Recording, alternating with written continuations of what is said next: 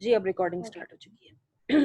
Ma'am ये हाँ जी, 21 MCQ based question होगा, एलएमएस पर होगा, बिल्कुल वैसे ही जैसे कि आप उस दिन एलएमएस पर आपने लॉग ऑन किया और आपके सामने क्वेश्चन आया और आपने उसमें क्वेश्चंस के आंसर्स दिए, तो जी मैम। बिल्कुल ऐसे ही जो आपका मिड वाला टाइम होगा उस टाइमिंग के अंदर आप लॉग ऑन करेंगे, तो आपको जो है वो एमसीक्यूज नजर आएंगे और आप उन एमसीक्यूज के थ्रू जो है वो क्वेश्चंस के आंसर्स देंगे और आपका मिड कंडक्ट हो जाएगा।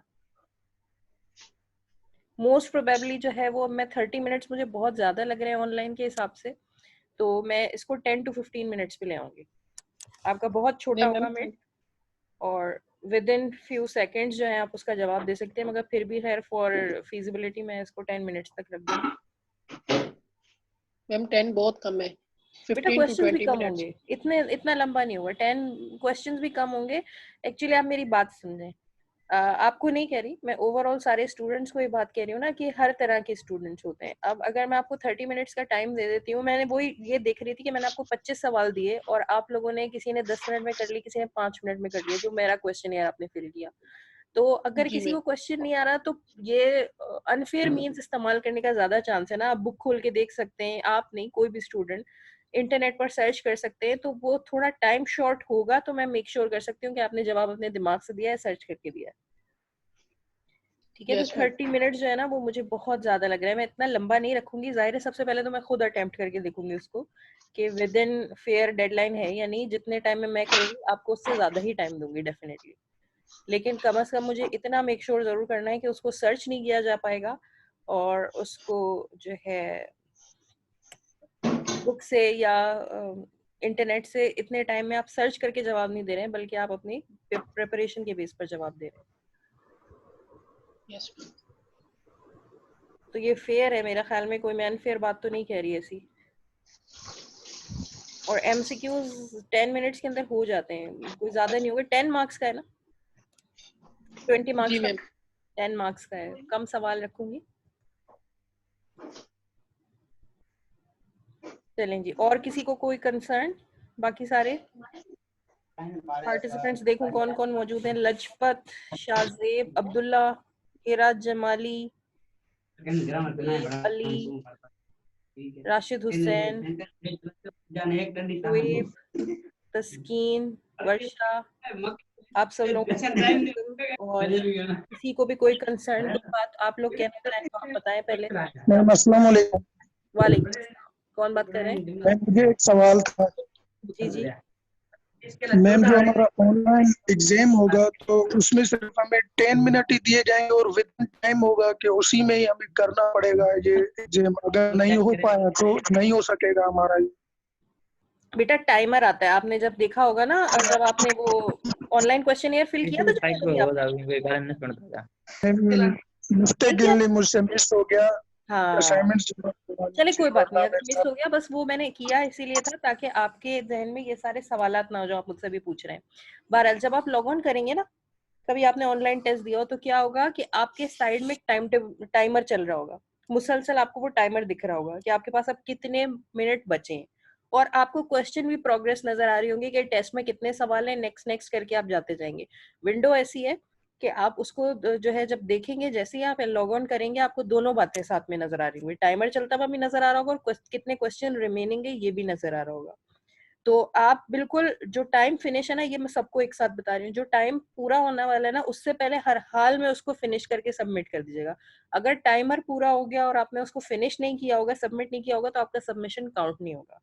तो सबमिशन काउंट करने से पहले, वो टाइमर खत्म होने से पहले पहले आपको उसको सबमिट करना है। और अभी मैंने फाइनलाइज 10 मिनट्स नहीं किए हैं, लेकिन अगर मैं 10 मिनट्स का रखूंगी मतलब वो 10 मिनट्स का ही होगा, मतलब उसमें बहुत कम सवाल होंगे। अगर वो 15 मिनट्स का होगा तो वो 15 मिनट्स का ही होगा, उसमें बहुत कम सवाल होंगे। ये मैंने अपने लिए भी अंदाजे के लिए रखा था ना, जो मैंने आपका डेमो सेशन लिया था, क्योंकि उसमें यही हुआ कि मैंने 25 के करीब सवाल रखे, उसमें 20 to 25 आपके हाथ से लिखने वाले भी सवाल थे। हालांकि अब तो मैं कह रही हूँ कि जो मिड लूंगी उसमें सिर्फ एमसीक्यूज होंगे और आपको टाइप कुछ नहीं करना होगा। लेकिन जो मैंने अपना क्वेश्चन यार आपसे फिल करवाया उसमें आपको टाइप भी करना था, और 30 मिनट्स का मैंने रखा, और किसी ने भी जो है वो 15 मिनट से ऊपर टाइम नहीं लिया। किसी ने 10 मिनट्स लिया, किसी ने 5 मिनट्स लिया, किसी ने 12 मिनट्स लिया, यानी कि बहुत ज्यादा है ना 30 मिनट्स। तो ठीक है हमें मैम, कुछ ठीक है। सफिशिएंट टाइमिंग रखनी चाहिए, ऐसी टाइमिंग जो कि उसके हिसाब से हो। बहुत ज्यादा ओपन टाइमिंग मैं नहीं दे सकती हूँ आपको, क्योंकि हम ऑनलाइन कर रहे हैं ये। ठीक है, चीटिंग का अनफेयर आप लोगों के लिए, जो पढ़ने वाले बच्चे हैं, आपका ही नुकसान हो जाएगा कि कोई जो है वो आप अपने दिमाग से जवाब देंगे और कोई अगर वो उसको इंटरनेट पर सर्च करके, गूगल करके, कोई अनफेयर तरीके से या आपस में एक दूसरे के साथ कम्युनिकेट करके अगर वो जवाब दे देंगे तो आपका ही नुकसान हो जाएगा। तो टाइमिंग शॉर्ट होगी तो आपका सारा फोकस क्विज के ऊपर होगा, और ये अनफेयर मींस मुझे भी तसल्ली होगी कि कोई इस्तेमाल करने का आपके पास टाइम ही नहीं था। और मैम हमें रिजल्ट उसी टाइम ही मिल जाएगा? जी उसी टाइम मिल जाएगा, जो क्लोज टाइम होगा ना क्विज का, क्योंकि 2-3 घंटे के लिए मैं उसको ओपन रखूंगी। तो वो जैसे ही आपका क्लोज टाइमिंग हो जाएगी ना, क्विज क्लोज हो जाएगा, उसी वक्त आपको ऑनलाइन रिजल्ट मिल जाएगा। बाकी सब ने जिन्होंने क्वेश्चनियर भरा उनको मेरा रिजल्ट मिला था फौरन ही? कोई बताया एक्सपीरियंस अपना, क्या हुआ था जब आप लोग कोई बता नहीं। नो जो मैम, पार्ट रिजल्ट फॉरन तो नहीं मिला था। मैम वो फौरन तो नहीं मिला था। फौरन ही मतलब क्लोज टाइमिंग ना बेटा, जो आपका क्लोज टाइमिंग होती है, मैंने उसको ओपन रखा 2 घंटे के लिए, 4 घंटे के लिए, 5 घंटे के लिए। अब जब तक वो ओपन है तब तक तो सही जवाब नहीं आएंगे ना, ताकि कोई एक जो है वो सारे सही जवाब बाकी सबको बता दे, ब्रॉडकास्ट कर दे। ऐसा तो मुझे नहीं होने देना ना। जब वो क्विज क्लोज हो जाएगा सबके लिए, उसके बाद रिजल्ट शो होगा। Yes ma'am. तो आपको नजर आ गया ना, मतलब इसी तरह अगर आपको एलएमएस पे अपने मार्क्स नजर आ जाएंगे तो कोई प्रॉब्लम है उसमें? कोई ऐसा लगा कि नहीं इस तरह हमारा मिड नहीं होना चाहिए? नहीं मैम, कोई प्रॉब्लम नहीं है। कोई प्रॉब्लम नहीं हुआ? No ma'am. बस, और बल्कि मैं पहले ही आपकी आसानी के लिए बता रही हूँ कि आपको टाइपिंग वाले सवाल नहीं होंगे, ऐसे सवाल नहीं होंगे। उन्हीं में से आपको एमसीक्यूज में से सिलेक्ट करना होगा।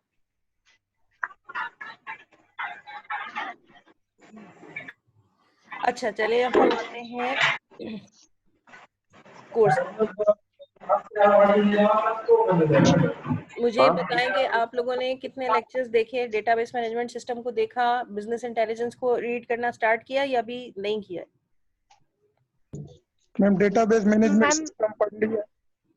लेक्चर डेटाबेस सारे मैनेजमेंट देख पूरा पढ़ लिया है? लिए, बस बिजनेस इंटेलिजेंस का वो जो आपने डेटाबेस के एसक्यूएल दिए ना, वो रहता है सिर्फ। डेटाबेस की ट्यूटोरियल्स रहते हैं, डेटाबेस का चैप्टर आपने पढ़ लिया है, और yes business ma'am, intelligence business Intel part आपने वो भी पढ़ लिया मैम। पढ़ लिया कर है? लिया है मैम। जी सही है, मैम। कोई सवाल नहीं आपको? मैम कोई मसला नहीं? क्वेश्चंस हैं मुझे। जी मैम उसके सिर्फ मैम क्वेश्चंस हैं मुझे। क्वेश्चंस हैं। हिरा बात कर रही है, तस्कीन? जी मैम, हेरा हेरा। हिरा जी दोनों जी, कर रहे थे मैम। पूछे पूछे। मैम डेटाबेस मैनेजमेंट में जो ग्राफ में था एक प्राइमरी फिगर और की फिगर मैम जो थे, उनमें मैम डिफरेंस बताइएगा, क्योंकि दोनों में तो सप्लायर मेंबर का हम डिस्कस करें, तो फिर प्राइमरी की और फॉरेन की में क्या फर्क है? लेक्चर खोलूं या बुक खोलूं? मैम बुक खोले भले। मैं आपका सवाल समझ नहीं पा रही, यहाँ इधर कुछ कह रही हैं? यस मैम, ये जो प्राइमरी की और फॉरेन की है, देखिए पहले वाली जो फिगर है इससे पहले उसमें वाली? भी सप्लायर, हाँ मैम सप्लायर मेंबर है, तो वहां पे हम उसकी को प्राइमरी की कह रहे हैं, और नीचे में हम जो है वो फॉरेन की कह रहे हैं। तो मैम डिफरेंस क्या है, मतलब इन अच्छा, दो? थोड़ा सा कीज को भी मुझे एक्सप्लेन करने की जरूरत है। Yes ma'am. आ, अच्छा चले, इससे पहले मैंने आपका बिल्कुल क्वेश्चन समझ लिया है हिरा, और अभी हम इस चीज को डिस्कस करें। इससे पहले कि मैं आपके सवाल के जवाब की तरफ आऊं, आपसे भी ओपन फोरम है, बाकी सबसे भी ओपन फोरम है। मुझे कोई ये समझाएगा, प्राइमरी की तो 2 स्टेप बाद की बात है। फर्स्ट स्टेप ये है कि एंटिटी और टपल और फील्ड और एट्रीब्यूट, ये सब क्या चीजें होती हैं? कौन इलेबोरेट कर पाएगा? मैम जो कॉलम्स होते हैं उनको हम इसमें कहते हैं कि वे एट्रीब्यूट्स हैं या फील्ड हैं, और ठीक। जैसे रोज होती हैं हमारी, तो हम उसको वैसे मतलब पर्टिकुलर एमआईएस के वर्ड्स में हम उसको टपल्स कहते हैं या रिकॉर्ड्स, क्योंकि उसमें हर एक इंडिविजुअल मतलब बच्चे का अगर स्टूडेंट का लें तो हर किसी का अलग अलग रिकॉर्ड होता है। एग्जैक्ट। और की फील्ड मैम वो ये होती है कि जैसे आपने एग्जांपल दिया सीएमएस आईडी, वो सबकी डिफरेंट होती है, भले नेम सेम हो लेकिन वो आईडीज डिफरेंट होती है, तो वो सबको एक डिफरेंशिएट लेवल पे लेके, तो उसको हम प्राइमरी की कहते हैं या एंटिटी हाँ ले सकते हैं। एग्जैक्टली। अच्छा, एंटिटी से स्टार्ट करते हैं। ठीक है, सब लोगों से इस वक्त मैं डिस्कस कर रही हूँ। जब Yes. भी हम इस वक्त हम पढ़ रहे हैं डेटाबेस मैनेजमेंट सिस्टम, और डेटाबेस मैनेजमेंट सिस्टम हम पढ़ इसलिए रहे हैं कि जब भी हम ऑर्गेनाइजेशन को MIS डेवलप करते हैं तो हो सकता है हम डेटाबेस मैनेजमेंट सिस्टम डेवलप करें। आप जब अपना प्रोजेक्ट की कुछ इम्प्लीमेंटेशन बनाने के लिए बैठेंगे, हो सकता है आपके जहन में भी हो कि भाई हमें DBMS डेवलप करना है, हमें डेटाबेस मैनेजमेंट सिस्टम डेवलप करना है। तो जब हम डेटाबेस मैनेजमेंट सिस्टम डेवलप करने बैठते हैं तो हम डिसाइड करते हैं, लेट सपोज अभी कोई टेबल हमने नहीं बनी है और आपके सामने कुछ भी नहीं है, अभी आप बैठे हैं डेटाबेस बनाने के लिए। तो सबसे पहला सवाल जो हमारे पास होता है वो ये होता है कि अपनी ऑर्गेनाइजेशन में हमें जब डेटाबेस बनाएंगे किन चीजों के बारे में डेटा स्टोर करना है। जो हमारा प्रोजेक्ट है, जो हमारी ऑर्गेनाइजेशन है, किन चीजों के बारे में हमें डेटा स्टोर करना है। ठीक है, फॉर एग्जाम्पल किसी के प्रोजेक्ट में वो अगर NIC का, नादरा का कुछ इस तरह का काम कर रहे हैं तो उनके केस में जो कार्ड होल्डर है वो एक एंटिटी हो सकता है, कार्ड इटसेल्फ एक एंटिटी हो सकता है। अगर कोई ऑनलाइन बैंकिंग के हवाले से कोई प्रोजेक्ट बना रहा है तो उनका बैंक अकाउंट एंटिटी हो सकता है, अकाउंट होल्डर एंटिटी हो सकता है, मैनेजर एंटिटी हो सकता है, एम्प्लॉय एंटिटी हो सकता है। अगर आप ऑनलाइन कोई शॉप क्रिएट कर रहे हैं तो आप जिस प्रोडक्ट का बिजनेस कर रहे हैं वो प्रोडक्ट एंटिटी हो सकती है। एंटिटी का क्या मतलब है कि वो एंटिटी जिसके बारे में आपको डेटा स्टोर करना है। तो सबसे पहले जब आप डेटाबेस बनाने बैठते हैं तो आप सोचते हैं कि आपको कौन कौन सी एंटिटीज हैं जिसके बारे में डेटा स्टोर करना है। फॉर एग्जाम्पल यहाँ पर उन्होंने बुक के अंदर एक एग्जाम्पल दिया है कि अगर हम स्पेयर पार्ट्स को जो है, जो कोई व्हीकल है, जो कोई गाड़ी है, उसके स्पेयर पार्ट्स को अगर हम इंपोर्ट करते हैं, किसी सप्लायर से खरीदते हैं, और ये हम डेटाबेस मैनेजमेंट सिस्टम के अंदर शो करना चाहते हैं ये बात, तो उन्होंने 2 टेबल्स बना के हमें दिखा दिया कि हमारे पास 2 एंटिटी हुई। एक एंटिटी है हमारे पास सप्लायर, जिसका शायद हमें डेटा स्टोर करना होगा, और एक वो पार्ट कि उस सप्लायर से हमने पार्ट कौन सा खरीदा है। तो जितने आपके पास एंटिटीज होंगी उतनी आपके पास टेबल्स होंगी। आपकी जो भी ऑर्गेनाइजेशन है उस ऑर्गेनाइजेशन के अंदर जितनी भी एंटिटीज होंगी उतनी टेबल्स होंगी। फॉर एग्जांपल अगर हम सक्खर IBA की बात करें, LMS की बात करें, भाई स्टूडेंट एंटिटी हो सकता है, भाई टीचर एंटिटी हो सकता है, कोर्स एंटिटी हो सकता है, बुक एंटिटी हो सकती है। ठीक है, तो हर ऑर्गेनाइजेशन में सबसे पहले हम आइडेंटिफाई करते हैं एंटिटीज। यहाँ तक किसी को सवाल है एंटिटी क्या होती है? No ma'am. No, ma'am. अच्छा, अब जब हमने डिसाइड कर लिया कि एक एंटिटी है उसके बारे में हमें रिकॉर्ड स्टोर करना है, फॉर एग्जांपल स्टूडेंट कोई एंटिटी है, हमें उसके बारे में रिकॉर्ड स्टोर करने हैं। हम सप्लायर को एंटिटी है उसके बारे में हमें रिकॉर्ड स्टोर करने हैं। तो दूसरा सवाल हमारे जहन में आता है एट्रीब्यूट्स, कि इस एंटिटी के बारे में स्टोर क्या करें। इस एंटिटी के बारे में तो बहुत कुछ है। फॉर एग्जाम्पल अगर मैं एक स्टूडेंट की बात करूं तो उसने किस कलर के कपड़े पहने हुए हैं, उसने कौन सी घड़ी रखी हुई है, उसका मोबाइल फोन कौन सा है, उसके तो 1000 एट्रीब्यूट हो सकते हैं ना। हम कौन से एट्रीब्यूट में इंटरेस्टेड है ऑर्गेनाइजेशन में? सक्खर IBA आपके कौन से एट्रीब्यूट में इंटरेस्टेड होता है? वो आपके CMS ID में इंटरेस्टेड होता है, वो आपके नाम में इंटरेस्टेड होता है, वो आपके एड्रेस में, मोबाइल फोन नंबर के अंदर इंटरेस्टेड होता है। इसी तरह आपकी ऑर्गेनाइजेशन में जो आपकी एंटिटी है आप उसमें इंटरेस्टेड किन किन चीजों में? जैसे कि सप्लायर है तो सप्लायर के किसी नंबर में वो इंटरेस्टेड है, उसका नाम स्टोर करने में इंटरेस्टेड है, उसका जो एड्रेस है वो स्टोर करने में इंटरेस्टेड है। तो ये सारी इंफॉर्मेशन ये इस एंटिटी से रिलेटेड। अब ये जो कॉलम नेम्स है जो जिनका डेटा हो रहा है, बिल्कुल सही जैसे हेरा ने कहा कि ये क्या है, इसको हम कह सकते हैं एट्रीब्यूट। ठीक है, टेबल के एतबार से हम इसको कॉलम भी कह सकते हैं, लेकिन डेटाबेस के एतबार से हम इसको एट्रीब्यूट भी कह सकते हैं कि सप्लायर के कौन कौन से एट्रीब्यूट हैं। सप्लायर के एट्रीब्यूट हैं supplier number, supplier name, supplier street, city, state, ये सब एट्रीब्यूट्स हैं। तो हर एंटिटी जो आपके डेटाबेस के अंदर होगी उसके अंदर एट्रीब्यूट्स होंगे। ठीक है, अच्छा, सिर्फ जो फर्स्ट हेडर होता है ना, जो आपका फर्स्ट रो होती है, उसके अंदर हमें एट्रीब्यूट्स नजर आते हैं। नीचे जितनी भी रोज हैं वो तमाम कहलाती हैं रोज या टपल्स। ठीक है, अच्छा, अब बात ये होती है कि कभी कभार हमें जरूरत पड़ती है कि कोई एक ऐसा कॉलम होना चाहिए जिसकी बुनियाद पर हम पहचान सकें, एंटिटी को यूनिकली आइडेंटिफाई कर सकें। फॉर एग्जाम्पल मैं सप्लायर को हटा के 2 मिनट के लिए यहाँ पर हम स्टूडेंट कंसिडर कर लेते हैं कि ये कोई स्टूडेंट की टेबल होती और स्टूडेंट की सारी इंफॉर्मेशन स्टोर होती। तो अब हम अलग अलग स्टूडेंट्स को कैसे आइडेंटिफाई करें? 2 स्टूडेंट्स का नाम जुनेद हो सकता है, 2 स्टूडेंट का नाम शिवानी हो सकता है, 2 स्टूडेंट का नाम सलमान हो सकता है। मुझे कैसे पता लगे? कहीं ऐसा ना हो कि मुझे एक सलमान को जो मार्क्स देने थे वो मैं दूसरे के मार्क्स में लिख दूं, ऐसा ना हो कि मुझे एक हिरा को जो मार्क्स देने थे वो मैं दूसरी हिरा में लिख दूं। ठीक है, कभी कभार तो ऐसा होगा कि उनका फर्स्ट नेम और लास्ट नेम फर्क होगा, लेकिन कभी कभार तो फर्स्ट नेम और लास्ट नेम भी सेम हो सकता है ना, 2 का नाम सलमान अहमद ही हो सकता है। अब क्या करूं मैं, कैसे इस बात को मेक श्योर करूं कि भाई जो दोनों रिकॉर्ड्स हैं उनको मैं डिफरेंशिएट कर पाऊंगी। हमेशा इस प्रॉब्लम को सॉल्व करने के लिए हमें एक नंबर की जरूरत होती है। जैसे सखर आईबीएम में सीएमएस आईडी है, सखर आईबीएम में हम सीएमएस आईडी इसलिए इस्तेमाल करते हैं ताकि हम दो स्टूडेंट्स को अलग कर सकें। जब मैं आपको मार्क्स दे रही होती हूँ, स्पेशली वो तमाम स्टूडेंट जो जिनके नाम डबल है, अगर दो इमरान है, दो सलमान है, दो जुनेद है, जब मैं उनको मार्क्स दे रही होती हूँ तो उनके नाम को मैं बिल्कुल इग्नोर कर देती हूँ, क्योंकि मैं उनकी सीएमएस आईडी को मार्क्स दे रही होती हूँ, ताकि मैं इन दोनों को डिफरेंशिएट कर सकूं। तो इसी तरह सप्लायर नंबर जो है वो एक ऐसी एंटिटी है जो कि आपके प्रोडक्ट, आपकी जो एंटिटी है उसको यूनिकली आइडेंटिफाई करेगी। आपकी टेबल में कम से कम ऐसी एक फील्ड होनी बहुत जरूरी है जो कि यूनिकली आइडेंटिफाई कर सके। एक से ज्यादा करे तो कोई बात नहीं, जैसे आप लोगों के केस में एनआईसी नंबर भी हो सकता है ना, सबका एनआईसी नंबर अलग होगा, सीएमएस आईडी भी अलग होगी, आप सबका ईमेल एड्रेस भी अलग होगा, मल्टीपल फील्ड्स हो सकती हैं। अगर एक से ज्यादा है तो कोई बुराई नहीं है, लेकिन कम से कम एक ऐसी जरूर होनी चाहिए जो हाईएस्ट प्रायोरिटी पे आप सब लोगों को आइडेंटिफाई कर पाए, उसको हम कहते हैं प्राइमरी की। ठीक है, तो जैसे कि इस टेबल के अंदर जो आपके सामने नजर आ रही है, इसके अंदर प्राइमरी की ये क्या है, सप्लायर नंबर। अच्छा, अगर सिर्फ प्राइमरी की ही हो तो हमारे पास प्राइमरी की से बहुत सारे काम पूरे नहीं होते। फिलहाल आपको जितनी बात मैंने अभी डिस्कस की है तो आप लोगों को समझ आ गई होगी। इसमें कोई क्वेश्चन है? जितनी बात सिर्फ मैंने अभी तक की है, प्राइमरी की, एट्रीब्यूट की, रो की और एंटिटी की। No ma'am. सवाल नहीं है? अच्छा, 2 मिनट के लिए मैम। सोच लें कि इस सप्लायर की कहानी खत्म हो गई। अब सप्लायर नाम की हमारे पास कोई चीज नहीं है। ठीक है, मेरे पास एक दूसरी एंटिटी है, कहाँ चली गई मैं? हाँ, मेरे पास एक दूसरी एंटिटी है जिसका नाम है पार्ट। अब ये एक दूसरी टेबल है, सप्लायर की कहानी खत्म हो गई। यहाँ पर एंटिटी है पार्ट, ठीक है, इसकी प्राइमरी की है पार्ट नंबर और पार्ट की डिटेल्स है। बिल्कुल वैसे जैसे हमने सप्लायर की टेबल बनाई उसी तरह हमने पार्ट की भी टेबल बना दी। तो ये 2 टेबल, 10 टेबल, 20 टेबल, आप अलग अलग टेबल्स बना सकते हैं, जैसे एक्सेल में शीट बना सकते थे। लेकिन जब हम डीबीएमएस बना रहे होते हैं तो दूसरा बहुत इंपॉर्टेंट काम होता है कि जितनी भी टेबल्स हम बनाएं उनका आपस में रिलेशनशिप क्रिएट करवा पाए।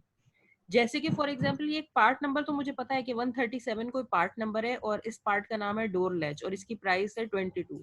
लेकिन ये मेरी टेबल में है क्यों? ये किसी सप्लायर ने मांगा होगा ना मुझसे, ये किसी सप्लायर ने भेजा होगा मुझे। ठीक है, तो हर पार्ट से रिलेटेड कोई ना कोई डिटेल होती है जिसका ताल्लुक दूसरी टेबल से होता है। जैसे कि अगर मैं इस वाले एग्जाम्पल को साइड पे करूं और हम टीचर और स्टूडेंट की एग्जाम्पल लें, ठीक है, और एग्जाम्पल अगर मैं एक टीचर हूं और मेरी कोई टेबल है, मैं MIS का सब्जेक्ट ले रही हूँ, तो मेरी टेबल में कुछ और लोग भी एसोसिएटेड होंगे जो मेरे स्टूडेंट्स होंगे। ठीक है, मुझे कैसे पता चलेगा कि ये स्टूडेंट इस टीचर से पढ़ रहे हैं? कैसे पता चलेगा कि ये टीचर ये वाला कोर्स पढ़ा रहा है? तो टेबल्स का आपस में लिंकेज क्रिएट होना बहुत जरूरी है। अगर लिंकेज नहीं क्रिएट हुआ तो कोई फर्क नहीं है एक्सेल शीट के अंदर और डेटाबेस मैनेजमेंट के अंदर, कोई फर्क नहीं है फाइल मैनेजमेंट के अंदर और क्या कहते हैं ये MIS के अंदर या डेटाबेस मैनेजमेंट सिस्टम के अंदर। डेटाबेस मैनेजमेंट सिस्टम होता ही वो है जहाँ टेबल्स होती हैं और उनके दरमियान रिलेशनशिप यानी लिंकेज क्रिएट किया जाता है। अब लिंकेज कैसे क्रिएट करें? 2 टेबल तो अलग अलग हैं, तो कोई हमारे पास वायर तो नहीं, उस वायर से हम इनको जोड़ देंगे। तो उसके लिए हम क्या इस्तेमाल करते हैं, एक और मैकेनिज्म जिसको हम कहते हैं फॉरेन की। जैसे कि इससे पहले कि मैं आपको प्राइमरी की और फॉरेन की समझाऊं, आप लोगों को ये वाला चक्कर पता होगा ना, हमारे फॉरेन एम्बेसडर्स होते हैं, US एम्बेसी होती है, वहां पर US का जो है एम्बेसडर मौजूद होता है, USA का। हमारे जो एम्बेसडर हैं वो डिफरेंट कंट्रीज में मौजूद हैं। कोई अगर आप UK जाएंगे तो वहां पर कोई पाकिस्तान एम्बेसी होगी, अगर आप इंडिया जाएंगे तो वहां कोई पाकिस्तान एम्बेसी होगी, वहां पर हमारे एम्बेसडर्स मौजूद होते हैं। वो होते पाकिस्तानी है या इंडियन है? अगर इंडिया है और वहां पर कोई पाकिस्तान एम्बेसी है और वहां पर कोई पाकिस्तानी एम्बेसडर मौजूद है, तो उसकी नेशनैलिटी क्या होती है, पाकिस्तानी या इंडियन? पाकिस्तानी। वो पाकिस्तानी। मगर बैठा कहाँ होता है? इंडिया में या किसी दूसरे कंट्री में। एग्जैक्टली ऐसे 2 टेबल्स के अंदर लिंकेज क्रिएट करने के लिए कभी कभार हम क्या करते हैं कि एक टेबल के कॉलम को दूसरे टेबल के अंदर कॉल कराते हैं। जैसे कि सप्लायर नंबर, एक्चुअली इसका ताल्लुक किससे है? सप्लायर वाली टेबल से। इसका पार्ट से कोई ताल्लुक ही नहीं है, लेकिन हमने कि सप्लायर नंबर यहाँ पर भी ऐड किया हुआ है। पार्ट नंबर, सॉरी बार बार मैं नीचे आ जाती हूँ, ये देखिए ये पार्ट की टेबल है, इस पार्ट के अंदर पार्ट नंबर होना समझ में आता है, ठीक है, पार्ट नंबर होना चाहिए, पार्ट नेम समझ में आता है, यूनिट प्राइस समझ में आती है, लेकिन ये सप्लायर नंबर इसके अंदर क्या कर रहा है? सप्लायर का तो इससे कोई ताल्लुक ही नहीं है। सप्लायर को यहाँ पर कॉल किया गया है पिछली वाली टेबल से, ताकि ये दोनों टेबल्स आपस में लिंकेज क्रिएट हो सके और आपके डेटाबेस मैनेजमेंट सिस्टम को पता चले कि ये दोनों टेबल्स आपस में कनेक्टेड हैं। अगर ये सप्लायर नंबर यहाँ पर ना होता तो पता नहीं चलता कि ये दो टेबल्स आपस में क्रिएटेड है या लिंक्ड है, ठीक है। तो अब ये सप्लायर नंबर यहाँ पर कॉल करने से फायदा क्या हुआ कि हमें पता चल गया कि ये 137 जो पार्ट नंबर है ये एक्चुअली मंगवाया किसने या हमने खरीदा किससे? हमने इस सप्लायर से खरीदा है। इस सप्लायर की डिटेल हमें यहाँ से मिल जाएगी। अगर ये 178 कोई डोर हैंडल है तो ये हमने खरीदा किससे? ये भाई हमने इस नंबर वाले सप्लायर से खरीदा है, उसकी डिटेल हमें वहां से मिल जाएगी, ठीक है। अब ये यहाँ तो प्राइमरी की था सप्लायर नंबर, लेकिन ये पार्ट वाली टेबल के अंदर इसकी क्या आइडेंटिटी है? इस आइडेंटिटी को हम कहते हैं फॉरेन की। प्राइमरी की और फॉरेन की एक रिलेशनशिप है जो कि इस्तेमाल किया जाता है। अब हिरा आपका जो स्पेसिफिक सवाल का जवाब है वो ये है कि प्राइमरी की और फॉरेन की एक रिलेशनशिप है जो कि दो टेबल्स के दरमियान क्रिएट किया जाता है ताकि हम ये आइडेंटिफाई कर सकें और डेटाबेस ये आइडेंटिफाई कर सके कि दोनों टेबल्स आपस में लिंक्ड है। अगर प्राइमरी की और फॉरेन की का ये रिलेशनशिप क्रिएट नहीं करेंगे तो हर टेबल हमें अलग अलग नजर आएगी और उनके दरमियान कोई रिलेशनशिप नहीं होगा। क्वेश्चन किसी को? नो मैम, क्लियर हो गया। यस मैम, मुझे एक क्वेश्चन था। जी जी, नाम बोले। मैम जुनेद अली। जुनेद बोले। मैम हमने डेटाबेस मैनेजमेंट सिस्टम में आरडीबीएमएस में कैपेबिलिटीज पढ़ी थी जिसमें data definition, dictionary and data manipulation, उसमें एक टॉपिक था क्यूरिंग एंड रिपोर्टिंग। वो थोड़ा मैम अगर आप बता दें थोड़ा अच्छा, क्लियर। उसको वर्ड्स में थोड़ा समझाती हूँ, इसीलिए मैंने आपको आपका जुनेद एग्जाम्पल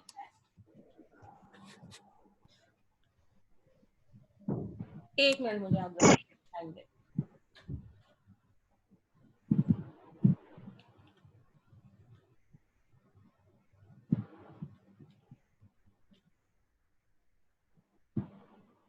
हाँ जी, क्यूरिंग एंड रिपोर्टिंग, ये जो एमएस एक्सेस के मैंने आपके साथ ट्यूटोरियल शेयर किया है ना, इसका शेयर करने का रीजन ये है।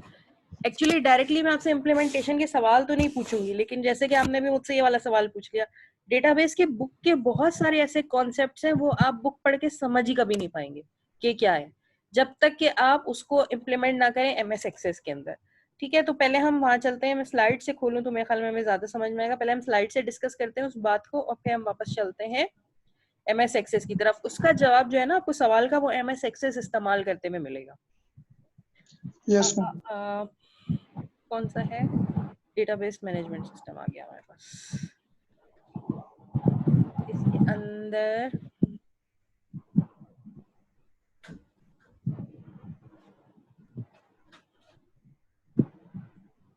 ये आप कह रहे हैं ना, हर डेटाबेस मैनेजमेंट सिस्टम के अंदर कैपेबिलिटी होनी चाहिए क्यूरिंग एंड रिपोर्टिंग की। सबसे पहले तो डेटाबेस का काम है कि डेटा को स्टोर कर देना, लेकिन डेटाबेस को स्टोर कर देना कोई कमाल नहीं है। डेटाबेस को स्टोर तो एमएस एक्सेल भी कर रही है, डेटाबेस को स्टोर तो कर देगा आपका, इवन वर्ड की फाइल भी स्टोर कर देगी ना। अगर मैं एक वर्ड की फाइल के अंदर सारे रिकॉर्ड्स बनाऊं, आप लोगों के सारे क्वेश्चंस लिख लूं, सारी इंफॉर्मेशन लिख दूं, तो वो तो कोई दुनिया की फाइल जो है वो डेटा स्टोर कर सकती है। तो डेटा स्टोर कर लेना कोई इतना कमाल नहीं है, डेटा को मैनिपुलेट कर लेना भी इतना कोई कमाल नहीं है। हर फाइल जो है उसके अंदर मैनिपुलेशन हो सकती है। कमाल क्या है? कमाल है क्यूरिंग एंड रिपोर्टिंग। ये ओरेकल में भी हो सकता है, जो हमने एग्जांपल की थी। मैं थोड़ा सा यहाँ पे अगर आपको दिखाऊं,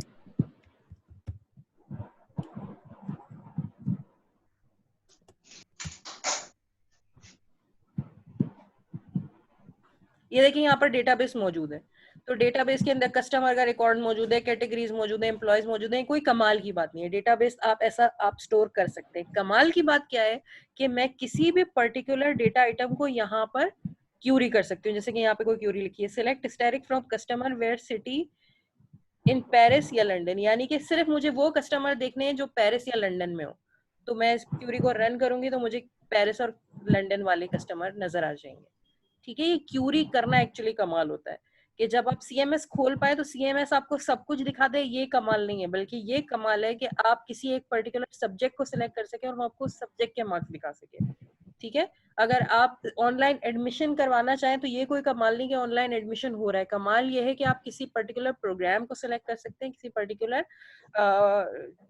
जो है वो ऑपरेशन को परफॉर्म कर सकते हैं। एमएस एक्सेस के अंदर ही हमें बहुत अच्छी तरह नजर आता है। यही वही चीज है क्यूरिंग एंड रिपोर्टिंग जो एमएस एक्सेस को डिफरेंट करती है किससे, एमएस एक्सेल से।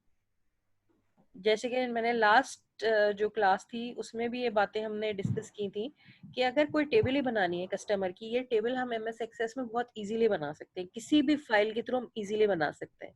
लेकिन एमएस एक्सेस डिफरेंट क्यों है और हमें क्यों इसको भी सीखना चाहिए, क्योंकि इसके अंदर हम बना सकते हैं क्यूरीज भी। सबसे पहले क्यूरी का मतलब है व्यू बनाना। लास्ट जो हमारा जूम सेशन था उसमें मैंने बहुत डिटेल में व्यू को डिस्कस किया था, आज मैं जरा कम कर देती हूँ। क्यूरी होती है कि आप एक ऐसा कुछ व्यू क्रिएट करते हैं कि वो इस डेटा के अंदर से, एक मेन टेबल के अंदर से जो है व्यू को पिक करके और डेटा को पिक करके आपके पास ले आता है। जैसे कि ये कस्टमर की होल टेबल है और मैंने इसके ऊपर एक क्यूरी बनाई हुई। ये क्यूरी है, इसके अंदर मैंने सिर्फ फर्स्ट नेम लिया हुआ है, लास्ट नेम लिया हुआ है और फोन नंबर लिया हुआ है।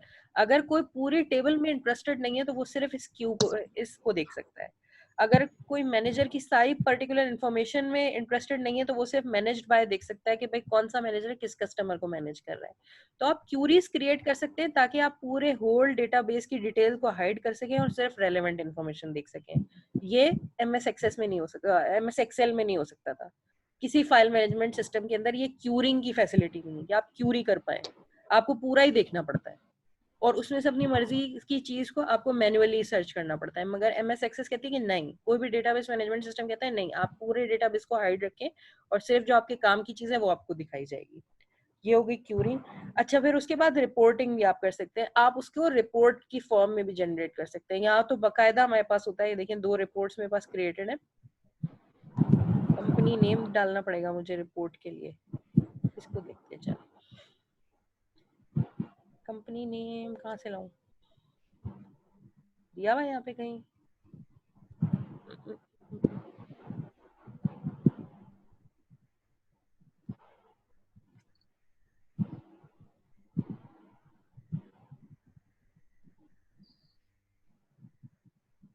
कंपनी नेम इस डेटाबेस में का इस्तेमाल हुआ है, एक्सप्लोर किया आप लोगों ने?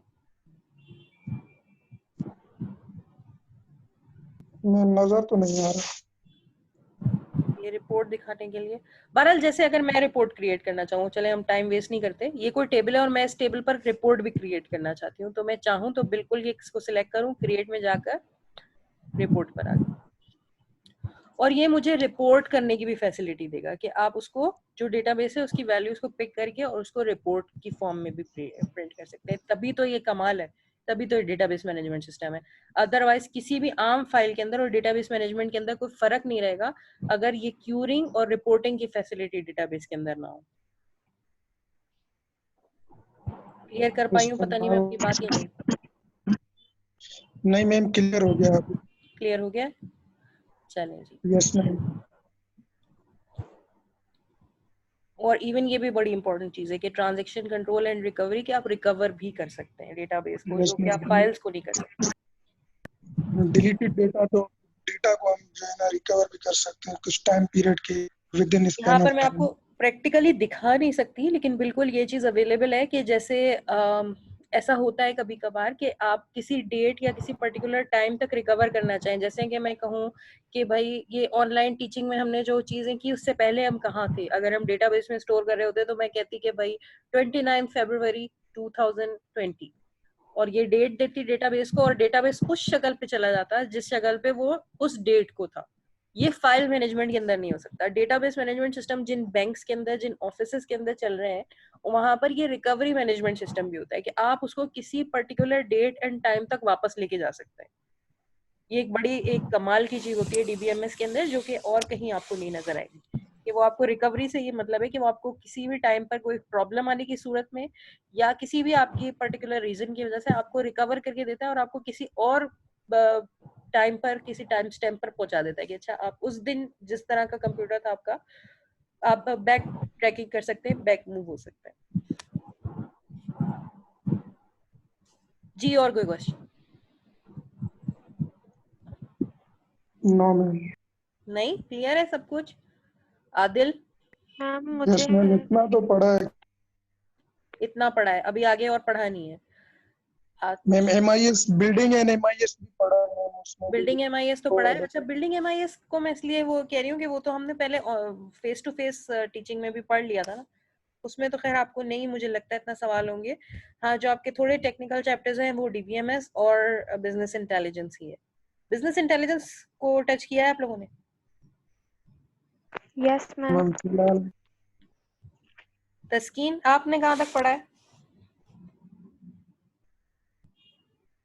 मैम मैं हिरा हूँ।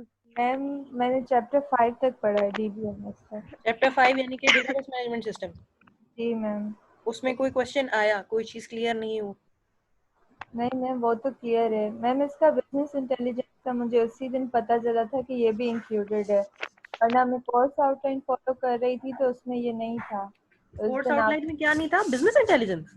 यस मैम, उसमें वो सेकंड मिड तक ये दोनों चैप्टर्स थे और बिजनेस इंटेलिजेंस फाइनल में था, तो मैं अच्छा यही अच्छा, नहीं समझ हाँ, रही थी वो कि मिड का तो जो हमारा कोर्स स्केड्यूल है ना वो तो बिल्कुल चेंज हो गया ऑनलाइन टीचिंग के बाद। ऑनलाइन टीचिंग से पहले कुछ और था, क्योंकि इसका रीजन ये हुआ कि प्रैक्टिकल बहुत ज्यादा मुझे इंक्लूड कराना था।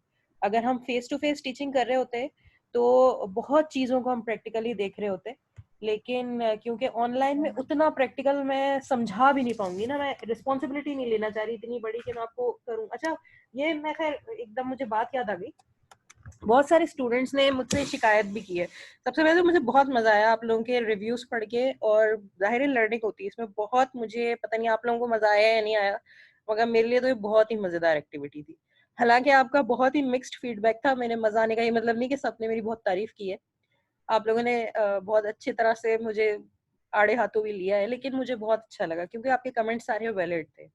तो उसमें बाकी जितने हैं जिसमें मुझे लग रहा है कि मैं कुछ इम्प्रूवमेंट कर सकती हूँ और जहाँ पे मेरी कोई मिस्टेक है उनको मैं बिल्कुल मार्क कर लिया है। इवन मैंने यकीन करें आपको एक डायरी बनाई है, उस डायरी के अंदर मैंने वो सारे पॉइंट्स लिख लिए हैं जो आप लोगों ने हर सेक्शन के बच्चों ने पिन पॉइंट किए कि ये गलत है और ऐसा नहीं होना चाहिए। लेकिन उसमें एक पॉइंट है वो मैं जरूर क्लैरिफाई करना चाहती हूँ, आपको भी कर रही हूँ और बाकी सारों को भी एक दफा जरूर करूंगी।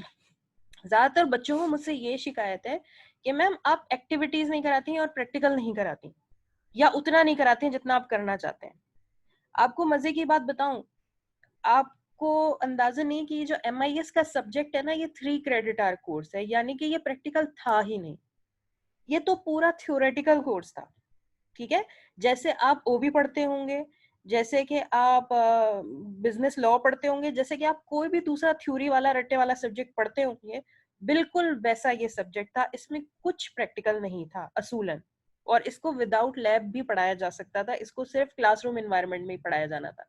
हम लोग कंप्यूटर साइंस में, और इवन आपने भी ICT पढ़ी है पहले, तो आपको पता होगा कि जो भी प्रैक्टिकल वाले सब्जेक्ट होते हैं वो थ्योरी और लैब अलग अलग होती है, अलग अलग क्रेडिट आवर्स में हम पढ़ते हैं, थ्योरी अलग पढ़ते हैं, लैब अलग पढ़ते हैं। कभी कभार तो टीचर भी अलग अलग होता है, और कभी कभार सेम टीचर होता है मगर वो अलग अलग क्रेडिट आवर में देख रहा होता है। 2 क्रेडिट आवर में थ्योरी वो अलग देख रहा होता है और 2 क्रेडिट आवर में लैब वो अलग देख रहा होता है। दोनों के जो है वो लेक्चर्स भी अलग होते हैं और एग्जाम भी अलग होता है। आपका एक कोर्स बिल्कुल भी वैसा नहीं था। होना क्या था कि मुझे क्लास में आना था, मुझे लेक्चर देना था, मुझे क्लास में थोड़ी बहुत 1-2 केस स्टडीज करा देनी थी। बहुत बड़ी मैंने कोई एक्टिविटी करा दी तो वो ये करा दी कि मैंने केस स्टडी क्लास में डिस्कस कर ली और हमने उस पर बहुत सारी देर बातें बातें की और फिर हमने खत्म कर दिया। लेकिन अगर मैं ऐसे करती, क्योंकि कोर्स आप बुक पढ़ रहे हैं, इस बुक के अंदर इतनी चीजें ऐसी हैं जो कि कंप्यूटर साइंस से रेलेवेंट है, जो कि आपको कभी वो बात समझ नहीं, रट्टा मारना एक अलग बात है, रट्टा तो आप मार लेंगे, लेकिन आपको वो बात कभी समझ नहीं आ सकती जब तक आप करके नहीं देखेंगे। तो ये मैंने कोशिश की कि मैं इसमें थोड़ा सा प्रैक्टिकल टच ला पाऊं। इससे ज्यादा प्रैक्टिकल मैं ला ही नहीं सकती, क्योंकि इतना भी 3 क्रेडिट आवर कोर्स में इतना प्रैक्टिकल कि हमने उसमें हर चीज प्रैक्टिकली करके दे रहे हैं, लैब एक्टिविटीज कर रहे हैं, ट्यूटोरियल्स को फॉलो कर रहे हैं, ये थ्योरेटिकल कोर्स में वैलिड है ही नहीं ना। ये थ्योरेटिकल कोर्स की ऐसी नेचर ही नहीं होती। लेकिन फिर भी जितना मैं कर पाती हूँ उतना मैं कर रही हूँ, तो ये मेरे लिए पॉसिबल नहीं, इससे आधा एक्टिविटी और प्रैक्टिकल की साइड पर लेकर जाना मेरे लिए पॉसिबल नहीं है।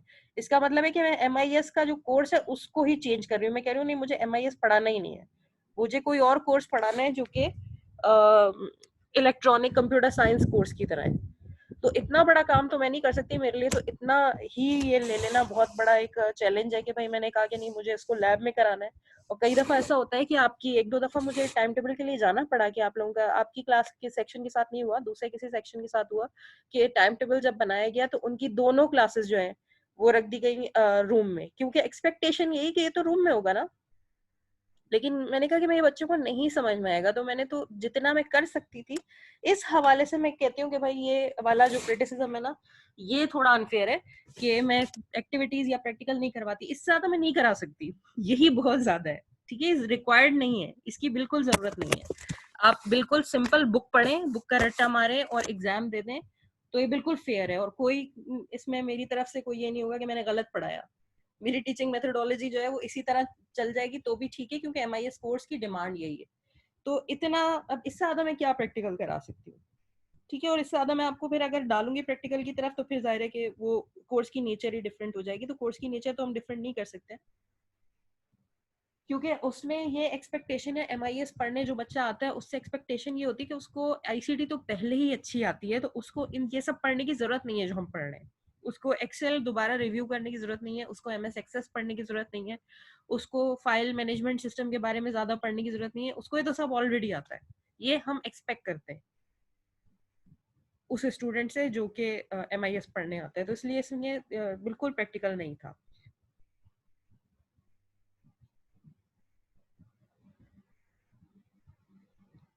पता नहीं मैं अपना पॉइंट आप लोगों को क्लियर कर पाई हूँ या नहीं कर पाई हूँ।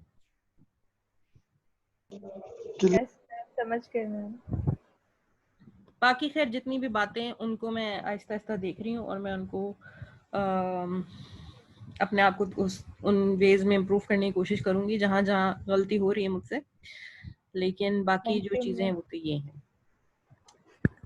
हाँ, तो वो मैं बात ये कह रही थी कि पहले वाली आउटलाइन इसलिए ऐसी थी क्योंकि मुझे प्रैक्टिकली ये सारी चीजें आपको करानी थी, तो फिर आउटलाइन दूसरी थी। अब मैं जब प्रैक्टिकल उसमें से मैंने बहुत सारा एक्सक्लूड कर दिया है क्योंकि मैं घर पे बैठ के वो नहीं आपको करा सकती, तो फिर मुझे जाहिर है कि कोर्स जल्दी जल्दी कवर कराने का मौका मिल गया, वरना ये कि हर चैप्टर जरा और टाइम लेता।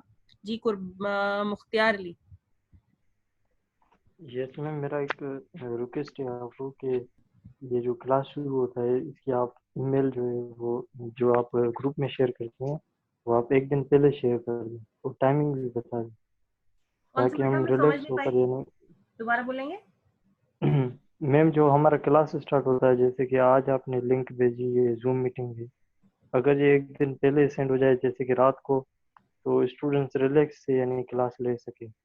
अच्छा, क्योंकि हमें पता ही नहीं नहीं वो होता तो किस आपको टाइम पता पे ही है ना कि शुरू 10 बजे क्लास। का टाइम है। चले मैं कर दूंगी अगर आपको इससे कोई फर्क पड़ता है, लेकिन आप लोगों को तो पता है कि क्लास होनी है 10 बजे, तो आप उस वक्त रेडी होंगे, मेरा ये कंसिडरेशन होती है। चले ठीक है, वो तो मैं इसलिए लिंक उसी वक्त भेजती हूँ कि मैं मीटिंग क्रिएट ही उस वक्त करती हूँ। जूम पर हम क्यों इतना बर्डन डालें कि वो हम सबकी वीडियोस भी बेचारा मैनेज करता रहे और वो सारी चीजें मैनेज करता रहे। तो हमारा काम है जूम की बैंडविड्थ को जरा मैनेज करना। मैंने कहा कि अब रात से मैं शेड्यूल करके क्यों रखी मीटिंग, और मैं सुबह ही आपसे शेयर कर दूंगी। आपको प्रॉब्लम है इससे तो मैं ठीक है रात में शेयर कर दिया करूँ। जी मैम, दूसरे टीचर वैसे ही करते हैं तो हम थोड़े रिलैक्स होते हैं इसलिए कह रहा हूँ।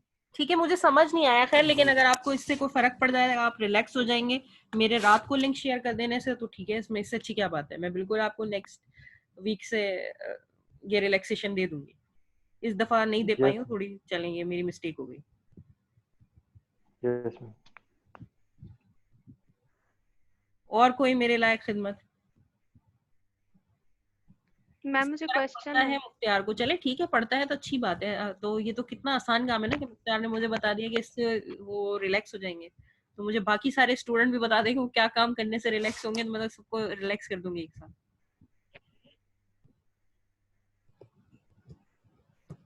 अच्छा मैम, ये बिजनेस इंटेलिजेंस के सिर्फ लेक्चर सुन ले तो मैम हो जाएगा काम?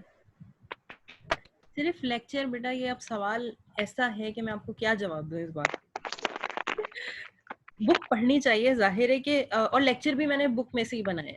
ठीक है, कोई ऐसी चीज नहीं है कि जो बुक में नहीं है और वो मैंने पढ़ाई है या वो बुक में थी मैंने स्किप की है। चीजें बुक को ही मैंने फॉलो करने की कोशिश की है। तो अब बेहतर यही है कि आप बुक भी पढ़ लें, क्योंकि मैं हूँ इंसान, ठीक है ना, मैं कोई ऑथर नहीं हूँ। मैं अपनी कैपेबिलिटी के हिसाब से बेस्ट जितना मुझे समझ में आया और जितना मैं आपको समझा पाती हूँ उतना मैं आपको समझा देती हूँ। लेकिन मैं अगर ये कहूँ कि मैंने बुक से अच्छा एक्सप्लेन कर दिया है या बुक से ज्यादा कॉम्प्रिहेंसिव बात कर दी है, तो ये कुछ बहुत ही बड़ा मेरे लिए क्लेम हो जाएगा। इतना बड़ा क्लेम मैं कर नहीं पाऊंगी। ठीक है, बुक को ही कवर करने की मैंने कोशिश की है कि जितने अच्छे से मैं बुक के कंटेंट्स कवर कर पाऊं। लेकिन अगर मुझसे कहीं मिस्टेक हो गई उसमें और मैं अच्छे से नहीं एक्सप्लेन कर पाई और आपने बुक नहीं पढ़ी और आपने मेरे लेक्चर को ही सब कुछ समझ लिया, तो वहां पर चांसेस है कि भाई मेरी किसी गलती की वजह से आपके मार्क्स ऊपर नीचे हो जाएं या आपके जो है वो नॉलेज सफर करे। तो क्यों आप सफर करें? मैं ये बिल्कुल नहीं कहूंगी कि आप बुक को छोड़ दें और मेरे लेक्चर सुने। हाँ, मैं एक बात जरूर कह सकती हूँ, वो ये है कि आपको जो चीज अच्छी लगती है, अगर आपको बुक पढ़ना अच्छा लगता है तो आप बुक पढ़ लें, मेरे लेक्चर को साइड पे रखें। लेकिन मेरे लेक्चर को सुन जरूर लीजिएगा, ऐसे ही बस कान बंद करके एक दफा रिव्यू कर लीजिएगा और सारा ध्यान बुक पर रखिए। अगर आपको मेरे लेक्चर अच्छे लगते हैं तो आप मेरे लेक्चर सुन लें, लेकिन इसका ये मतलब नहीं कि आपने बुक को साइड कर दिया और बिल्कुल आपने डिस्कार्ड कर दिया। नहीं, प्लीज बुक को डिस्कार्ड नहीं कीजिएगा। मेरे लेक्चर अच्छी तरह सुन लें, थॉरली उनको कवर कर लें, उसमें से कोई ऐसी चीज ना हो जो आपको याद ना हो या जिसपे आपको कंफ्यूजन ना हो। और बुक को सिर्फ आप एक दफा रीड कर लें। दोनों में से किसी एक चीज को भी डिस्कार्ड ना करें, ना मेरे लेक्चर को ना बुक को। किसी एक को आप 90% दे दें और बाकी चीज को 10% दे दें, ये ठीक है। लेकिन डिस्कार्ड कर देने से जो है ना बहुत ज्यादा सफरिंग का, और वो भी आप बुक को डिस्कार्ड करने के एक लम्हे को आप मुझसे ये पूछते हैं कि मैम आपके लेक्चर को डिस्कार्ड कर दें, सिर्फ बुक पढ़ लें, शायद मैं और कॉन्फिडेंस से कह सकती कि हाँ ठीक है सिर्फ बुक पढ़ लें। लेकिन आप मुझसे ये पूछें कि मैं लेक्चर को आप फॉलो कर लें और बुक को डिस्कार्ड कर दें, तो बहुत ही क्रेडिबिलिटी में फर्क है ना। बुक के ऑथर की क्रेडिबिलिटी और मेरी क्रेडिबिलिटी इतनी मैच नहीं करती कि मैं आपसे ये कहूँगी मेरे लेक्चर को सुन लें और जो बुक का ऑथर कह रहा है उसको छोड़ दें। ये थोड़ा क्लेम बड़ा है। जी हिर, आप क्या कहना चाहिए? मैम मुझे बस लास्ट 2 क्वेश्चंस हैं जी पूछें। कोर्स से। मैम रैपिड एप्लीकेशन डेवलपमेंट में जो एजाइल और जॉइंट है मैम, उसका कोई एग्जांपल दे दें, वो थोड़ा क्लियर नहीं है। ये दोनों है सिर्फ स्ट्रेटेजीज। इसको मैं ऐसे एग्जाम्पल दे के समझाना मेरे लिए थोड़ा मुश्किल होगा, लेकिन ये स्ट्रेटेजीज है। एजाइल डेवलपमेंट और रैपिड एप्लीकेशन डेवलपमेंट ऑब्जेक्टिव अलग अलग होते हैं। जैसे कि अगर मैं आपसे कहूँ कि भाई ट्रांसफॉर्मेशनल लीडर और करिस्मेटिक लीडर में क्या फर्क है, इसकी कोई एग्जांपल दे दें, तो वो दोनों का ऑब्जेक्टिव तो एक ही होता है, लेकिन दोनों की फोकस डिफरेंट होता है ना। जो करिस्मेटिक लीडर होगा उसका फोकस कहीं और होगा, जो ट्रांसफॉर्मेशनल लीडर होगा उसका फोकस कहीं और होगा, जो आपका डेमोक्रेटिक लीडर होगा उसका फोकस कहीं और होगा। इसको बिल्कुल इस रेफरेंस से समझे। मैं खोल लूँ अगर ये वाले चैप्टर। जो जॉइंट एप्लीकेशन डेवलपमेंट होती है ना, उसका फोकस ये होता है कि सब लोग अलग अलग जो है वो पोर्शंस को डिवाइड कर लें और हर जो पार्ट है, हर जो कंपोनेंट है, वो पैरेलली सब मिलके बना रहे हो। यानी एक कंपोनेंट आप बना रही हैं, एक कंपोनेंट मैं बना रही हूँ, एक कंपोनेंट कोई और बना रहा है, और हम सब अपने अपने लोकेशन पर बैठकर, एक ऑफिस हो सकता है, अलग अलग हो सकता है, हम सब जॉइंटली अलग अलग बना रहे हैं और आखिर में कंबाइन कर देंगे। हमारा फोकस जॉइंट काम करने पर होता है जॉइंट एप्लीकेशन डेवलपमेंट में। ठीक है, फोकस है पैरेलली काम करने के ऊपर कि मल्टीपल उसको लोग पैरेलली काम कर पा रहे हैं। अच्छा, एजाइल डेवलपमेंट में फोकस, काम तो उसका भी यही होता है कि जल्दी एप्लीकेशन बनानी है, मगर एजाइल डेवलपमेंट में फोकस किस पे होता है कि प्रोजेक्ट को डिवाइड किया जा सके। जितना छोटा डिवाइड कर सकते हैं उतना छोटा डिवाइड कर दें, जब तक कि प्रोजेक्ट डिवाइड हो सकता है उसको डिवाइड करते चले जाए, करते चले जाए, और फिर एक बिल्ड को एक साथ उठाएं। उस वक्त जॉइंट एप्लीकेशन पर फोकस नहीं है, बल्कि पार्टीशनिंग पे फोकस है। मैं थोड़ा सा इसको खोल लेती हूँ यहाँ पर। आपको बात वैसे मेरी समझ आई है?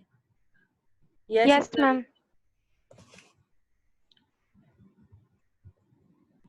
ये 516 है मेरे ख्याल में। एक पेज नंबर भी मुझे याद हो गया। आपके बुक को डिस्कार्ड कर दें, मैंने उस बुक पढ़ पढ़ के तो लेक्चर बनाए। मुझे ऐसा लग रहा है कि मैंने कुछ स्किप किया है। नहीं नहीं, मैंने स्किप करने की कोशिश नहीं की है। अगर कोई चीज मुझे अनइम्पोर्टेंट लगी आपके लिए तो वो शायद मैंने स्किप कर दी हो।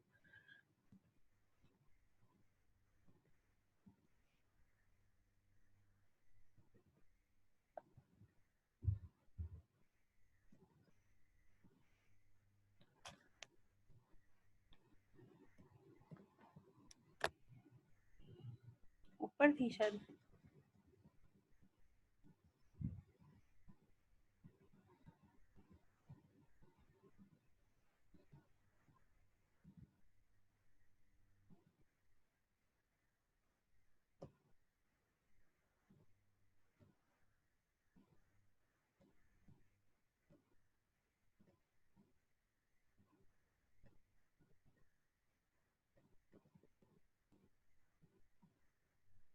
ये आगे।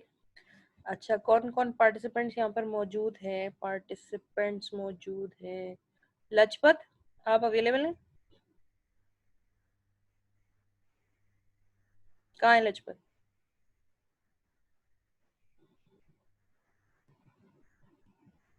अच्छा, लजपत नहीं है। मोहम्मद सलीम, नेहा, कोई जवाब तो दे मुझे। एक बच्चे ने ये भी कमेंट दिया कि मैडम की आवाज ऐसी है कि हमें नींद आ जाती है। मैडम का लेक्चर सोने में काम देता है, तो सो तो नहीं गए बच्चे आप लोग? जाग रहे हैं। No ma'am. कौन जाग रहा है कोई मुझे बताए। हिरा और तस्कीन के अलावा कौन जाग रहा है? कोई तीसरा मुझे बता दे। मैं भी जाग रहा कौन जाग रहा है? Yes ma'am. जुनेद अली। जुनेद मुख्तियार अली अली। जाग रहे हैं। हाँ हाँ, नहीं नहीं, जुनेद अली जाग रहे हैं, मेरी गलती है, सॉरी। और बाकी मुख्तियार अली मैम। शाहजेब है। शुएब, शुएब शोएब एब्सेंट है मैम, मुख्तियार प्रेजेंट। मैंने शुएब मुझे नजर आ रहे हैं, माइक खुला हुआ नजर आ रहा है, इसलिए तो मैंने उनसे। अब्दुल्ला, मैं किसी खामोश स्टूडेंट को लेकर आना चाह रही हूँ। कौन आ रहा है? मैं खामोश हूँ मैम। चले मुख्तियार, नेहा मुख्तियार, नेहा को लेकर आए मैम। नेहा। मुख्तियार आप आ जाए। जी मैम। मैम सकलैन सकलैन। चले, एक बच्चा आप में से कोई जरा ये पढ़े, ये पैराग्राफ पढ़े। Read out loudly please. कौन पढ़ रहा है? और बड़ा कर दूं? नजर आ रहे क्लियरली? यस मैम, क्लियर है। हाँ तो पढ़े, चलें। कौन पढ़ रहा है?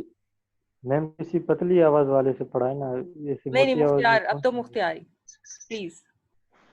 नो मैम, इसको हाँ मैम, इतनी मोटी यस आवाज है मैम। मेरी अब्दुल्ला, बिल्कुल। यस मैम इधर लिख रहे हैं। वर्षा भी यस मैम इधर। सकलैन, जाहिद, अब्दुल्ला, मुख्तियार, आप में से कोई ये एक पैराग्राफ मुझे पढ़ के सुना दे। सकलैन की आवाज प्यारी है मैम। सकलैन मैम। गाना गाने को नहीं कह रही हूँ मैं, पैराग्राफ पढ़ने को कह रही हूँ। आवाज का क्या मसला आ गया इसमें? सकलैन मैम। मैम आप किसी एक को कह देना, वो खुद ही पढ़ लेंगे। मैं इतने नाम ले चुकी हूँ, कोई मुझे लिफ्ट ही नहीं करा रहा ना। मुख्तियार कहा मैंने, यस सकलैन कहा मैम। मैंने, पढ़ अब्दुल्ला लो कहा मैम। मैंने, सलीम कहा मैंने। मैम हम भी पढ़ने में। चले पढ़ आप लेती पढ़ हूँ। लें। ठीक है ठीक है, आप मैम मेरा से पढ़ा है मैम। चले। हीरा का सवाल था, हीरा ही पढ़े। चले। मैम ये कौन सा वाला पैराग्राफ? ये sometimes. Sometimes a technique called joint application design is used to accelerate the generation of information requirements and to develop the initial system design. JAD brings end users and information systems specialists together in an interactive session to discuss the system's design. Properly prepared and facilitated, JAD sessions can significantly speed up the design phase and involve users at an intense level. ठीक है, इस वक्त जैसे हम zoom yes session कर गलत रहे है। हैं, हम जूम सेशन इसीलिए कर रहे हैं कि हम सब एक पेज पर आ सकें। वरना तो मैंने यूट्यूब पर वीडियोस अपडेट करके रखी हुई हैं और आप क्यूरीज मुझे ईमेल और व्हाट्सएप के थ्रू भी कर सकते हैं। जब ये सब है ही, तो फिर हम ऑनलाइन यहाँ क्यों बैठे हुए हैं? जैसे कि किसी स्टूडेंट ने कमेंट कहा कि भाई ऑनलाइन पढ़ने में और घर में बैठ के पढ़ने में और इंटरेक्टिव सेशन में बहुत फर्क है।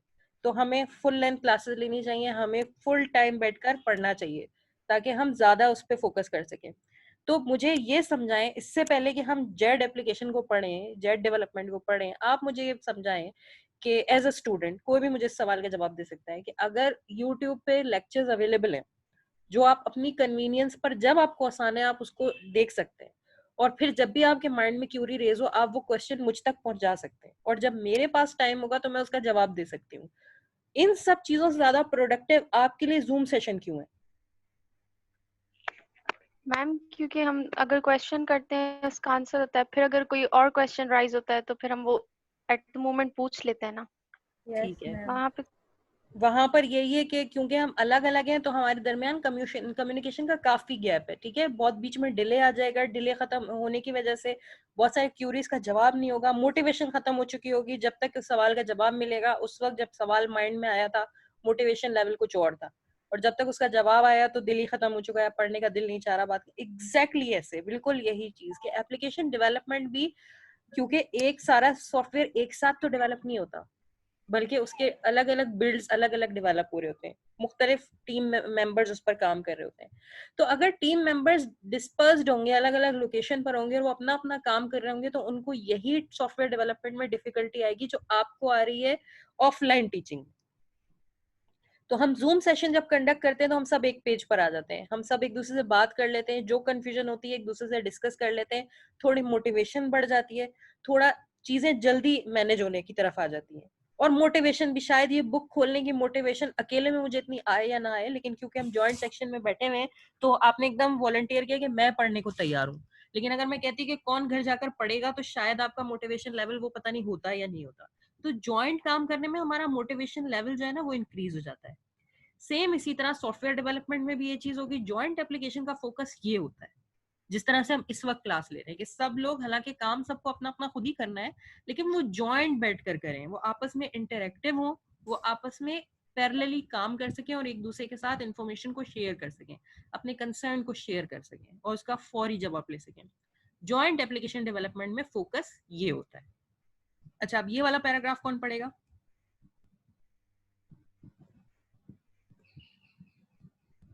एक मिनट में एक डोर बेल बजी है, 2 मिनट से, तब तक फैसला कर ले कौन पढ़े।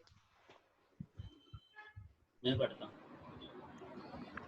मीर जवाद को कहीं में पढ़ रहा हूँ भाई।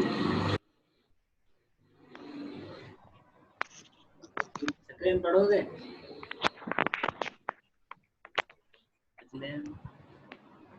अटक से आवाज आनी चाहिए मैम, एक सक्लेन जूम खोले हले मुख्तियार ता पढ़ो मान जो आवाज है चलो मां पढ़ा मां को जिबिन जो आवाज आ मुझे मां पढ़ा अच्छी है ना मां चवने ना आया तुम कितने आए यार, तुम साथ तुम तलाश में कराची पाता हूं मां हाने निंड मात्यो चुप क्यों खुदा के मनो मुंह तो दया वो बुजुर्ग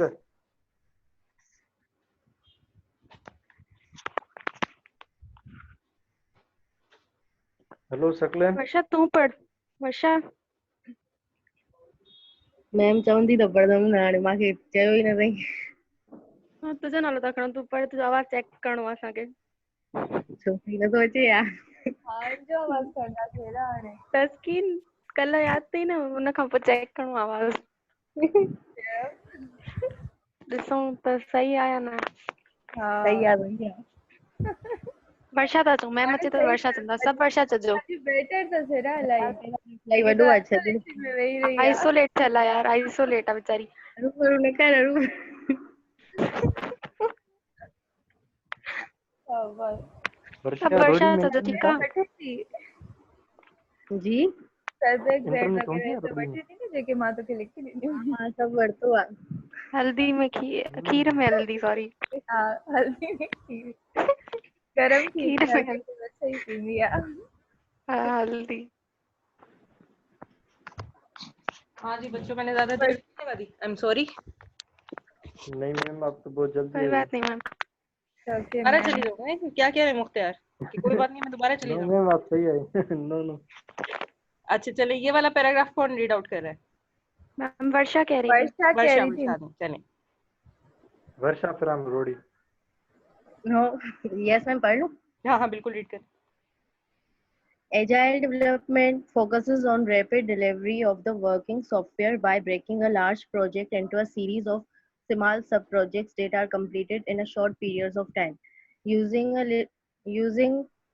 iteration and continuous feedback. Each mini project is worked on by a team as if it were a complete project, including planning, requirement analysis, design, coding, testing, and documentation. Improvement or addition of new functionality takes place within the next iteration as developers clarify the requirements. This helps to minimize the overall risk and allows the project to adapt to changes more quickly. Agile methods emphasize face-to-face communication over written documents, encouraging people to collaborate and make decisions quickly and effectively.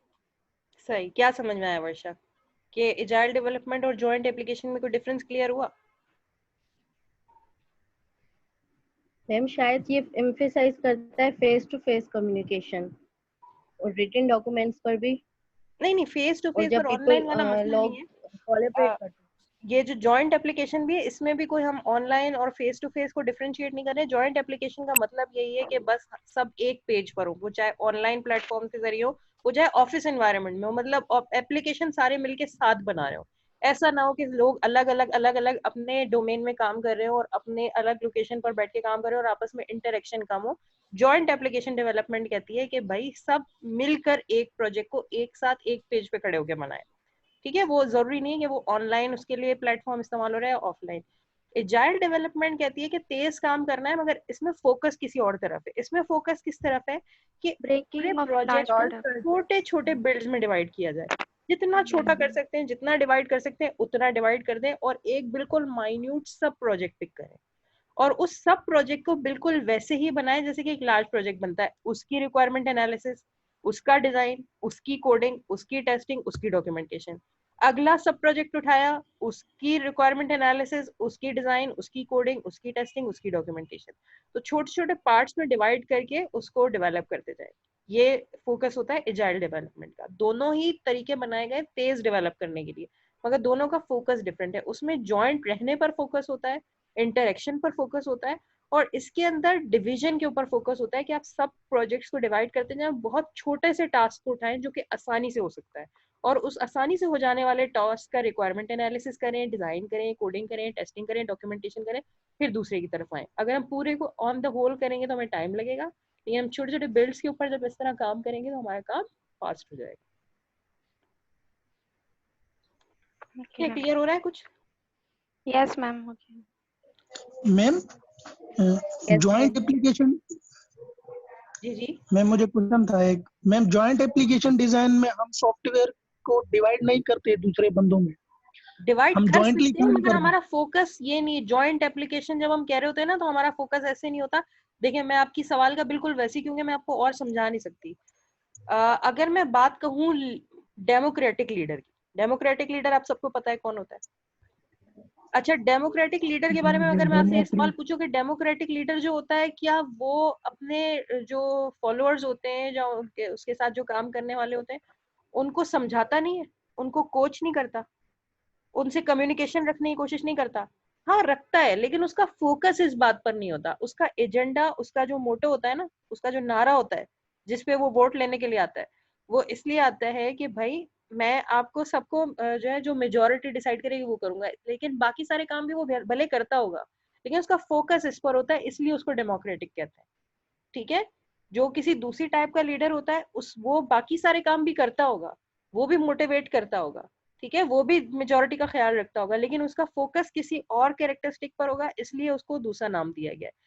Same ये जो application development के है ना, इसमें ये नहीं कि कोई एक दूसरी बात को बिल्कुल रिजेक्ट कर रहा है। जो एजाइल डेवलपमेंट का जो प्रोसेस है वो कह रहा है कि नहीं, जॉइंट एप्लीकेशन होनी ही नहीं चाहिए, या अगर जॉइंट एप्लीकेशन हमने सेलेक्ट कर ली तो हम कह रहे हैं कि एजाइल वाली कोई चीज हम फॉलो नहीं करेंगे। नहीं नहीं, ये एक दूसरे के कोई ओपोजिशन में नहीं इस्तेमाल करते हैं हम इन मेथड्स को कि भाई एक को इस्तेमाल करेंगे तो दूसरे को रिजेक्ट कर रहे हैं। नहीं, जब हम एजाइल मेथोडोलॉजी को फॉलो कर रहे होते हैं तो हमारा डिवीजन के ऊपर फोकस होता है कि हम डिवाइड करेंगे। भले वो डिवाइड करने के बाद इंटरेक्टिव वे में भी बना लें, लेकिन हमारा फोकस काम करने का तरीका ये कि हम डिवाइड करेंगे। और जब हम जेड इस्तेमाल कर रहे होते हैं तो हमारा फोकस इंटरेक्शन पे होता है। हो सकता है वहां भी डिवीजन कर रहे हो, लेकिन सारा फोकस ये कि इंटरेक्शन नहीं टूटनी चाहिए। समझ में आ रही है आपको मेरी बात? ये नहीं? यस मैम, यस मैम, अभी क्लियर हो गया।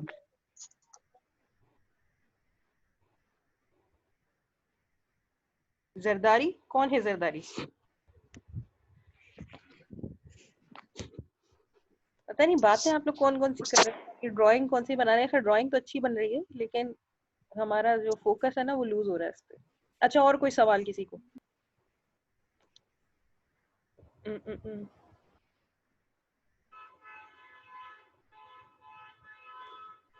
बिजनेस इंटेलिजेंस खोलो ताकि मैं पूछ सकूं कि आपको सवाल है या नहीं है। Ma'am what about business plan? Ma'am उसका थोड़ा ओवर डिस्कस करें बिजनेस प्लान को, मिड हो जाए उसके बाद बिजनेस प्लान की बात करें। बादल क्या सवाल है, क्या मतलब बिजनेस प्लान के बारे में क्या पूछना चाह रहे हैं, समझाएं मुझे। अब्दुल्ला, क्या बिजनेस प्लान से आगे कुछ बोले तो मुझे समझ में आए ना कि आप क्या पूछ रहे हैं।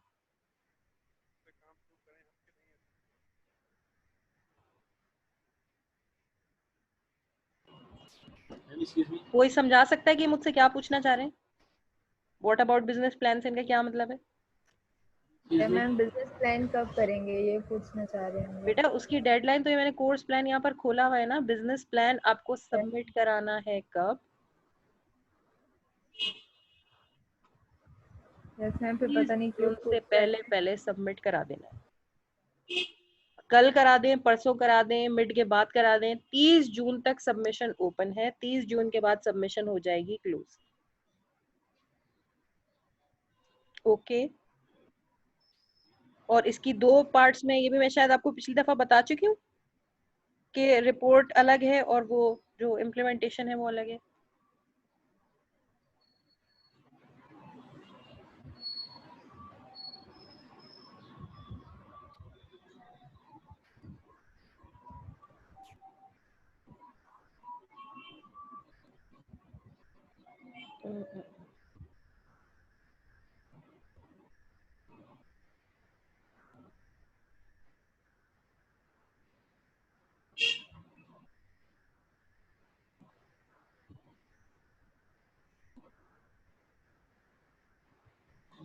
ये है ना। अच्छा बच्चों, जो जिन लोगों ने वो वाला मिड एग्जाम नहीं लिया ना, जो सॉरी क्वेश्चन नहीं किया ना आप लोगों ने, कुछ लोग हैं जिनका क्वेश्चन मिस हो गया, तो वो ये भी कर सकते हैं। ये 11th को जो थर्सडे को जो है, यही क्लास टाइमिंग में 9 बजे से लेके मेरे ख्याल में शाम 5 बजे तक ये ओपन रहेगा। अच्छा आप सब लोग तो फर्स्ट मिड दे चुके हैं, आपकी मार्किंग नहीं होगी, लेकिन आप चाहें तो सिर्फ और सिर्फ अपनी अंडरस्टैंडिंग के लिए और एक दफा इसको प्रैक्टिस करने के लिए एलएमएस को, आप इस वाले जो एग्जाम है इसको अटेम्प्ट कर सकते हैं। ये एग्जाम ओपन होगा सुबह 9 बजे से शाम 5 बजे तक ओपन रहेगा। ये सिर्फ 2 स्टूडेंट्स के लिए जिन्होंने फर्स्ट मिड नहीं दिया था, लेकिन आप लोग इसको अटेम्प्ट कर सकते हैं, मार्क्स के लिए नहीं बल्कि अपनी अंडरस्टैंडिंग के लिए कि कैसे आपका जो ऑनलाइन एग्जाम होगा वो कैसे कंडक्ट होगा और आपको मार्क्स कैसे नजर आएंगे। जिनके पुअर मार्क्स हैं वो करें तो ये बेहतर नहीं है। मैम एक क्वेश्चन है। नहीं वो नहीं कर सकते जी। अच्छा इससे पहले मैम कि एक हाँ मैं आपका क्वेश्चन है। क्वेश्चन लूँ, मैं ये खोलना चाह रही थी, जब आप असाइनमेंट सबमिट कराने की तरफ आएंगे ना बेटा, तो यहाँ पर सबमिशन में 2 पार्ट्स हैं। एक है रिपोर्ट, दूसरा टैब है इम्प्लीमेंटेशन। जो भी आपने रिपोर्ट बनाई होगी, जो भी आपने बिजनेस प्लान बनाया होगा, उसको सबमिट कराएंगे इधर। लेकिन फिर आप इम्प्लीमेंटेशन पर क्लिक करेंगे। अब आपने एक्सेल शीट बनाई है, वेबसाइट बनाया, डेटाबेस बनाया, या वर्ड के डॉक्यूमेंट पे इमेजेस ही लगा दिए, जो भी आपकी फाइल है वो दूसरी फाइल आप सबमिट कराएंगे यहाँ पर। तो ये 2 टैब्स का ख्याल जरूर रखिए। ये वाला टैब, इसकी सबमिशन 8 मार्क्स की है। देखें यहाँ पर मार्क्स अवेलेबल 8 हैं। जो आपका पूरा बिजनेस प्लान है ओवरऑल 8 मार्क्स का है, और उसकी इम्प्लीमेंटेशन के लेवल पर जो कुछ भी है आपके पास, किसी भी तरह की फाइल, वो फाइल आप यहाँ अपलोड करेंगे, उसके मार्क्स है 2। ठीक है, लेकिन इसके बारे में आप सोचिएगा उसके बाद जब आपका मिड हो जाएगा।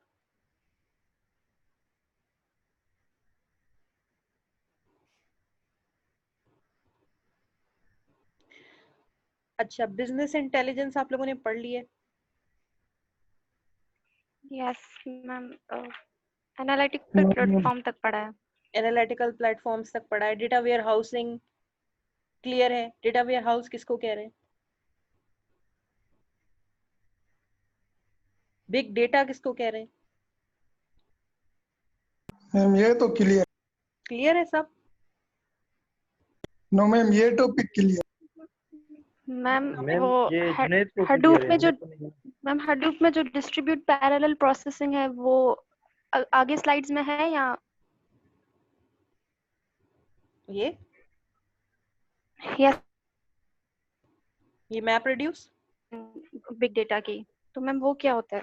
क्या चीज, दोबारा बोलेंगी? Ma'am distribute parallel processing Hadoop में। Distributed parallel processing, exactly. ये मैप रिड्यूस से आपको समझ में आएगा। ये डेफिनेशन तो आप यहाँ से पढ़ सकते हैं, लेकिन ये डेफिनेशन आपको समझ नहीं आएगी कि डिस्ट्रीब्यूटेड पैरेलल प्रोसेसिंग से क्या होता है। अच्छा कंफ्यूज नहीं कीजिएगा, लेकिन ये बात बिल्कुल जेड एप्लीकेशन डेवलपमेंट वाली है। जेड एप्लीकेशन डेवलपमेंट में जॉइंट एप्लीकेशन जो डेवलपमेंट होती है उसमें क्या होता है कि सारे जो टीम मेंबर्स हैं वो सब एक साथ मिलके काम करते हैं। अगर इसको हम रिप्लेस कर दें कंप्यूटर सिस्टम से, कंप्यूटर सिस्टम सारे डिफरेंट लोकेशन पर बैठकर एक साथ काम कर सकें, इसको कहते हैं डिस्ट्रीब्यूटेड पैरेलल प्रोसेसिंग। डिस्ट्रीब्यूटेड होने का मतलब ये है कि प्रोसेसिंग एक जगह पर नहीं हो रही, डिस्ट्रीब्यूटेड है, डिफरेंट कंप्यूटर्स पर हो रही है, और पैरेलल यानी एक साथ हो रही है। देखें, इससे पहले कि मैं आपको हडूप समझाऊं, सिंपल अगर मैं आपको ये पूछूं आपसे, आप एलएमएस को एक्सेस करते हैं, ये एलएमएस खुला हुआ है यहाँ पर, ठीक है, सब लोगों ने कभी ना कभी अपनी लाइफ में एलएमएस को एक्सेस किया। मैं एक फाइल को डाउनलोड करना चाहती हूँ, ये फाइल मैंने डाउनलोड कर ली, ठीक है। अब ये कैसे डाउनलोड होती है? जाहिर है कि मैं एक क्लाइंट कंप्यूटर पर बैठी हूँ, मैंने जब इस पे क्लिक किया तो ये फाइल किसी सर्वर पर मौजूद है, आईबीएम में जो भी एलएमएस का सर्वर होगा, एक्चुअली फाइल वहां पर मौजूद है, ठीक है। वहां से मैं डाउनलोड पे रिक्वेस्ट करती हूँ, वो सर्वर मुझे रिक्वेस्ट देता है और मैं मेरी रिक्वेस्ट को सर्व करता है और मैं फाइल को डाउनलोड करने के काबिल हो जाती हूँ। ये कब होता है? ये आम क्लाइंट सर्वर एनवायरनमेंट में होता है, ठीक है। सारी प्रोसेसिंग कहाँ हुई? सारी प्रोसेसिंग हुई सर्वर पे। जब मैंने क्लिक किया तो सर्वर ने देखा कि मैंने कौन सी फाइल को डाउनलोड करने की रिक्वेस्ट की थी, मैं कहाँ बैठी हूँ, उसने मेरे जो है सर्वर ने मेरी रिक्वेस्ट को जो है वो सर्व कर दिया। सारी प्रोसेसिंग हुई एक कंप्यूटर के ऊपर। जब हम हडूप की बात करते हैं और जब हम बिग डेटा की बात करते हैं तो इन्वॉल्व कंप्यूटर एक नहीं होता, बल्कि बहुत सारे होते हैं। बहुत सारे कंप्यूटर्स मिलकर एक साथ प्रोसेस कर रहे होते हैं, इसको हम कहते हैं डिस्ट्रीब्यूटेड। अच्छा, डिस्ट्रीब्यूटेड का मतलब अलग अलग भी हो सकता था कि भाई पहले एक कंप्यूटर ने किया, फिर दूसरे ने किया, फिर तीसरे, लीनियर भी हो सकता था ना, कि पहले एक कंप्यूटर ने अपना काम कर लिया, फिर दूसरे ने किया, फिर तीसरे ने किया, फिर चौथे ने किया, फिर पांचवे ने किया, फिर छठे ने किया, और अल्टीमेटली हमें रिजल्ट मिल गया। नहीं, ये डिस्ट्रीब्यूटेड तो हुआ लेकिन पैरेलल नहीं हुआ। पैरेलल का मतलब है कि काम अलग अलग कंप्यूटर्स करेंगे और एक साथ करेंगे। अच्छा, ये कैसे करेंगे? जो आपका जब भी आप हडूप के थ्रू फाइल डाउनलोड करते हैं, वो फाइल डाउनलोड ऐसे नहीं होती जैसे मैंने अभी आपको बात यहाँ समझाई थी कि आपने सर्वर को रिक्वेस्ट किया, सर्वर ने आपकी रिक्वेस्ट को ग्राउंड कर दिया। नहीं नहीं नहीं, ऐसा कुछ नहीं होता। बल्कि क्या होता है कि आपकी जो डाउनलोड की रिक्वेस्ट होती है ना, वो डिफरेंट पार्ट्स पर डिवाइड हो जाती है। जब भी आप बिग डेटा से कोई रिक्वेस्ट करते हैं तो वो डिफरेंट डिफरेंट पार्ट्स पर डिवाइड हो जाती है, और हर जो लोकेशन होती है, हर जो नोड होता है, वो अपने हिस्से की प्रोसेसिंग वहां पर बैठकर कर रहा होता है। ये मुझे यहाँ पर समझाना आपके लिए, क्योंकि आपको कंप्यूटर साइंस की थोड़ी जो है वो थॉरो नॉलेज नहीं है, तो मुझे एकदम समझाना थोड़ा मुश्किल होगा। तो मैं किसी से भी, अब जुनेद यहाँ पर मौजूद है? Yes ma'am. जुनेद, मैं आपको एक काम कह रही हूँ, ठीक है, वैसे आपने वो लेक्चर भी फॉलो किया होगा, लेकिन मैं दोबारा सबकी अंडरस्टैंडिंग के लिए आपको एक बात पूछती हूँ आपसे। लेट सपोज हमारा सक्खर आईबीए का कोई भी आम दिन है, ऐसा दिन जब लॉकडाउन नहीं है, जब क्लासेस हो रही हैं, जब कोई टेस्ट भी है कि टेस्ट के कैंडिडेट्स बाहर गेट के पास लाइन लगी हुई है, लोग अंदर आते जा रहे हैं, टेस्ट देते जा रहे हैं, कैफेटेरिया में भी रश लगा हुआ है, एक आम बिल्कुल जो पीक टाइम होता है सक्खर आईबीए का रश वाला, वो टाइम है। आप एम्प्लॉय हैं और मैं आपको ये जॉब डिस्क्रिप्शन आपकी ये है कि मैं जब भी आपसे पूछूं तो आपको मुझे ये बताना है कि इस वक्त सक्खर आईबीए में कितने लोग मौजूद हैं, स्ट्रेंथ कितनी है, एम्प्लॉयज, स्टूडेंट, स्टाफ मेंबर्स, अंदर वाले, बाहर वाले, पब्लिक, सब मिला जुला के अगर मैं आपको ये कोई काम दे दूं कि यहाँ पर कितने लोग मौजूद हैं, आप ये कैसे करेंगे? मैम ये तो बहुत ट्रिकी काम होगा, उसको काउंट करने में बहुत टाइम भी लगेगा, असेस करना पड़ेगा हर एक एक मिनट पर कितने लोग आ रहे हैं जा रहे हैं, सारा रिकॉर्ड मेंटेन करना पड़ेगा। तो बहुत मुश्किल है। लेकिन अगर इस प्रॉब्लम का कोई सॉल्यूशन है, कैसे हो सकता है? अगर मैं आपको कहूँ कि भाई आपको जितने पैसे चाहिए मुझसे उतने पैसे ले ले, आपको जितनी टेक्नोलॉजी चाहिए उतनी टेक्नोलॉजी मुझसे ले ले, मगर मुझे कुछ ऐसा तरीका करके दे दें कि मैं जब पूछूं तो आप मुझे ये बताने के काबिल हो कि कितने एम्प्लॉयज हैं, कितने लोग मौजूद हैं। अगर मैं सॉफ्टवेयर या टेक्नोलॉजी एफिशिएंट है बहुत ही, तो मैं ये काम कर सकता हूँ और आपको उसी टाइम रिपोर्ट भी कर सकता हूँ। वो लेकिन अगर टेक्नोलॉजी, उतना आपने मैं टेक्नोलॉजी के ऊपर सारा बोझ डाल दिया, मगर टेक्नोलॉजी वाला भी तो सोचेगा ना कि मैं काम करूं कैसे, सारों को एक साथ काउंट कैसे करूं। कभी कोई लैब में बैठा होगा, मैम मैंने उसको काउंट कर लिया, वो फिर कैफेटेरिया में वही बंदा चला गया, वो रिकाउंट तो नहीं हो गया, कैसे मैं मेक श्योर करूं कि सही काउंटिंग हो रही है? नहीं, डिस्ट्रीब्यूट करेंगे मैम लोगों को डिफरेंट रीजन्स में। एग्जैक्टली ठीक है। तो अब मैं एक और सिनेरियो देती हूँ आपको, ये है कि मेरे पास, अगर मैं कोई एम्प्लॉय हूँ और मेरे अंडर में 100 लोग काम करते हैं, ठीक है, इन 100 लोगों को मैंने अलग अलग जगहों पर आईबीए में जो है वो डिवाइड कर दिया है। एक को एकेडमिक ब्लॉक 1 में भेज दिया, एकेडमिक ब्लॉक 2 में भेज दिया, एक को रूम नंबर 1 2 3 4, जितने भी रूम सक्खर आईबीए में अवेलेबल है, हर रूम पर एक बंदा लगा दिया है। कैफेटेरिया में 2 बंदे लगा दिए हैं, ठीक है। अगर बैंक है तो बैंक में कुछ लोग लगा दिए हैं। जितनी भी लोकेशन सक्खर हाईवे में मौजूद है वहां हर लोकेशन पर मैंने एक बंदे को खड़ा कर दिया है। वो बंदा उस लोकेशन के लोगों को काउंट कर सकता है कि यहाँ 5 आदमी है, 10 आदमी है, 15 आदमी है, जो वो इजीली काउंट कर सके। ऐसा हो सकता है, ठीक है। उसको मैं Yes, कुछ ma'am. दे दूं, 500 रुपए दे दूं, 1000 रुपए दे दूं, 5000 रुपए दे दूं, जितने वो मांगे, और उसको एक पर्टिकुलर छोटा सा रूम, छोटा सा जो है वो रीजन उसको दे दूं कि इस रीजन का काउंट हमेशा मुझसे शेयर करते रहना। ये हो सकता है, Yes, ma'am. ठीक है। तो अब मेरे पास ऐसे 100-200 लोग हैं जो किसी ना किसी रीजन के लिए इन्वॉल्व हैं कि वो उस रीजन का काउंट मुझसे शेयर कर सकते हैं। अच्छा, आपकी क्लास में कौन है जिसको प्लस करना बहुत अच्छा आता है, जिसकी मैथमेटिक्स बहुत अच्छी है, बहुत बहुत तेजी से कैलकुलेट कर सकता है? मैं अभी कैलकुलेटर से प्लस कर रही होंगी, वो मुझे कैलकुलेटर के बगैर प्लस करके जल्दी से बता देगा। है कोई? Saqlain. Saqlain. Saklan, ma'am. Let suppose Saqlain है और सकलैन जैसे 2-3 स्टूडेंट हैं। उनको मैंने क्या काम दिया हुआ है? उनको मैंने काउंटिंग का काम नहीं दिया। उनको मैंने कहा है कि जैसे ही आपके पास नंबर आएगा, नंबर लोग भेज रहे होंगे, कोई 10 भेज रहा होगा, कोई 5 भेज रहा होगा, कोई 20 भेज रहा होगा, कोई 50 भेज रहा होगा, उन नंबरों को जल्दी से कैलकुलेट करके मुझे टोटल देना है। ऐसे 10-12 लोग मैं अपॉइंट कर सकती हूँ जो कि कुछ सीरीज ऑफ नंबर ले सके और उनको टोटल कर सके। ये ऐसे लोग अपॉइंट करना मुश्किल है? यस कर सकती हूँ, लेकिन कर सकते। बजट। अच्छा, अब अगर मैंने इतने मैम सारे फिर भी लोग चाहे तो अपॉइंट कर लिए हैं, तो अब मैं क्या करूंगी? जब भी मुझे पता लगाना है ना इस वक्त सक्खर आईबी में स्ट्रेंथ कितनी है, तो यहाँ पर मैं क्लाइंट पे बैठकर सिर्फ एक रिक्वेस्ट जनरेट करूंगी कि भाई कितने लोग हैं, काउंट भेजो। हर बंदा जहां जहां जिस जिस लोकेशन पर खड़ा होगा वो मुझे अपना अपना काउंट भेजेगा। कोई भेजेगा 5, कोई भेजेगा 10, कोई भेजेगा 9, कोई भेजेगा 13, कोई भेजेगा 15, ठीक है। जब वो अपना अपना काउंट भेज रहे होंगे, वो काउंट मुझे नहीं भेजेंगे, वो काउंट सकलैन को भेजेंगे, या सकलैन जैसे किसी ऐसे स्टूडेंट को भेजेंगे जो कि प्लस जल्दी करना जानता होगा। अब सकलैन को ये 3 लोगों ने अपना रिजल्ट भेजा, किसी ने कहा 5, किसी ने कहा 25, किसी ने कहा 39। सकलैन ने जल्दी से आउटपुट प्रोड्यूस किया और मुझे अल्टीमेटली इस वे में आउटपुट पता चल जाएगा किसी भी टाइमिंग पे कि भाई कितने लोग मौजूद हैं इस वक्त सक्खर आईबीए में। ये प्रोसीजर आपको समझ में आ रहा है कि पता मुझे काउंट करना था कि सक्खर आईबी में इस वक्त स्ट्रेंथ कितनी है, लेकिन वो काउंट मैंने ऐसे नहीं किया जैसे ट्रेडिशनल काउंटिंग होती है। मैंने क्या किया, मैंने डिफरेंट लोगों से कहा कि आप अपनी अपनी लोकेशन का मुझे काउंट भेज देना है। हर बंदे ने मुझे अपनी लोकेशन का काउंट भेजा, और वो काउंट तो एक छोटे से रीजन का था, वो कोई अल्टीमेट वैल्यू तो नहीं थी। तो मैंने कुछ और लोगों को अपॉइंट किया कि उन वैल्यूज को पिक करके टोटल करो, और अल्टीमेटली जो ग्रैंड टोटल मेरे पास आया, उस ग्रैंड टोटल को मैंने आउटपुट में दिखा दिया। इस तरीके को कहते हैं डिस्ट्रीब्यूटेड पैरेलल प्रोसेसिंग। कंप्यूटर के बगैर की हमने, मगर ये हमने की distributed parallel processing. Distributed processing ऐसे कि डिफरेंट लोगों ने, एक काम था काउंटिंग का, मगर वो मैंने डिस्ट्रीब्यूट कर दिया। Room number 1, room number 2, room number 3, हालांकि काउंट पूरे आईबीए को करना था, लेकिन हमने रूम्स पर डिवाइड कर दिया।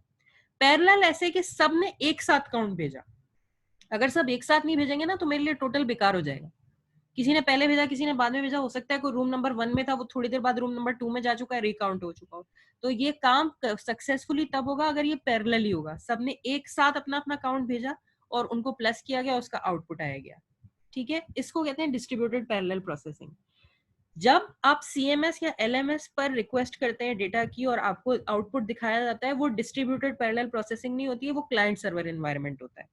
लेकिन अगर मैं फेसबुक से या गूगल से रिक्वेस्ट करूं, फेसबुक से कहूं कि भाई अपने सारे कस्टमर शो कर दो, मैंने यहाँ पर अभी खोला था ना, मैं दोबारा खोलती हूँ, 1 मिनट। ऑनलाइन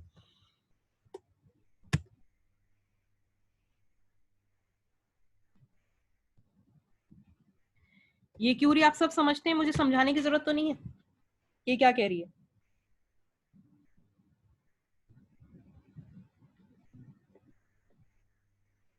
हेलो, ठीक है। मैंने इस Yes, क्यूरी को ma'am. रन किया, और ये इस क्यूरी का क्या काम है कि किसी टेबल की सारी वैल्यूज को आउटपुट में बता देना।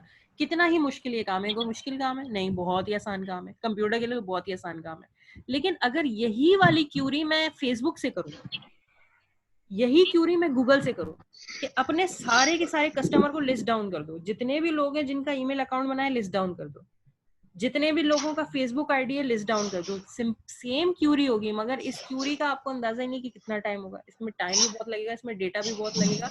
कोई एक अकेला कंप्यूटर इस काबिल ही नहीं है कि वो इस क्यूरी को सर्व कर सके, अगर ये मैं गूगल से पूछूंगी, क्योंकि गूगल के नंबर ऑफ सब्सक्राइबर इतने होंगे कि एक अकेला कंप्यूटर जो है वो कम पड़ जाएगा, उसके पास इतनी कैपेसिटी ही नहीं है कि वो तमाम कस्टमर के डेटा को जो है पिक कर सके और आपको आउटपुट में दिखा सके। Same is the case with Facebook, ठीक है।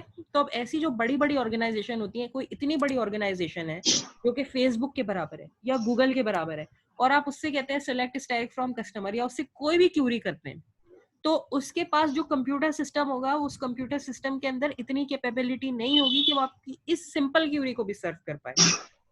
वो क्या करेगा, वो इस तरह से काम करेगा। उसके पास बहुत सारे कंप्यूटर्स होंगे अलग अलग लोकेशन पर।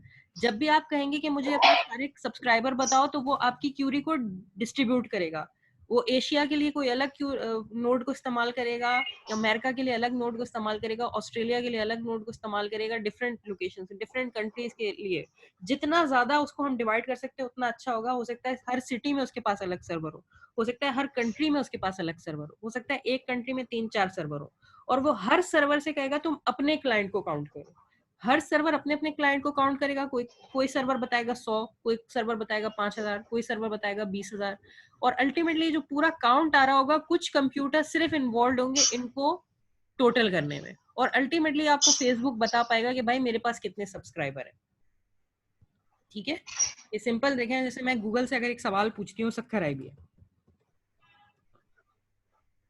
या सिर्फ सक्खर आई भी तो ज्यादा हो जाएगा, सक्खर के बारे में पूछती हूँ, ठीक है। इसने मुझे इतने सारे रिजल्ट एक क्लिक पर दिखा दिए। क्लिक पर कौन सा कंप्यूटर था जो इतना कैपेबल था, उसको एक क्लिक पर पता चल गया कि इसके इतने सारे रिजल्ट आ रहे हैं। एक्चुअली हुआ यही कि जैसे ही मैंने ये क्यूरी लिखी, तो ये क्यूरी इस तरह से चली, ये क्यूरी डिवाइड हो गई, पूरे के पूरे गूगल के जितने भी सर्वर्स मौजूद हैं उन सब पर डिस्ट्रीब्यूट हुई, और हर सर्वर ने अपने रिलेटेड इन्फॉर्मेशन बताई कि मेरे करीब करीब सक्खर के बारे में कितनी इन्फॉर्मेशन है, और अल्टीमेटली उसको रिड्यूस करके आउटपुट मुझे बता दिया गया कि भाई ये इतने स्टूडेंट्स हैं। एक्सक्यूज मी, मुझे 1 मिनट के लिए म्यूट करना पड़ेगा अपना माइक।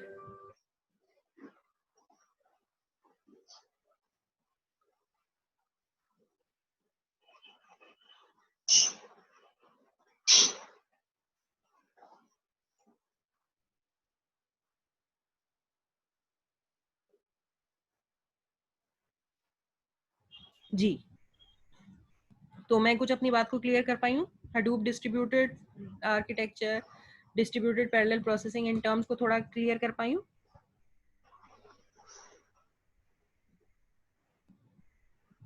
Yes ma'am.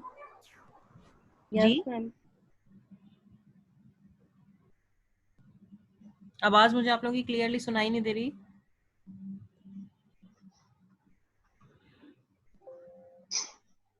क्लियर है या मजीद कुछ डिस्कस करने की जरूरत है इस पे? क्लियर है मैम क्लियर है मैम। ओके, डन हो गया। अच्छा, डेटा वेयर हाउसिंग भी क्लियर है, क्लियर है ना मैम? एग्जाम किसमें से आएगा मैम? जी बेटा? एग्जाम मैम ये फर्स्ट, ये जो भी मिड लेने वाली है। हाँ,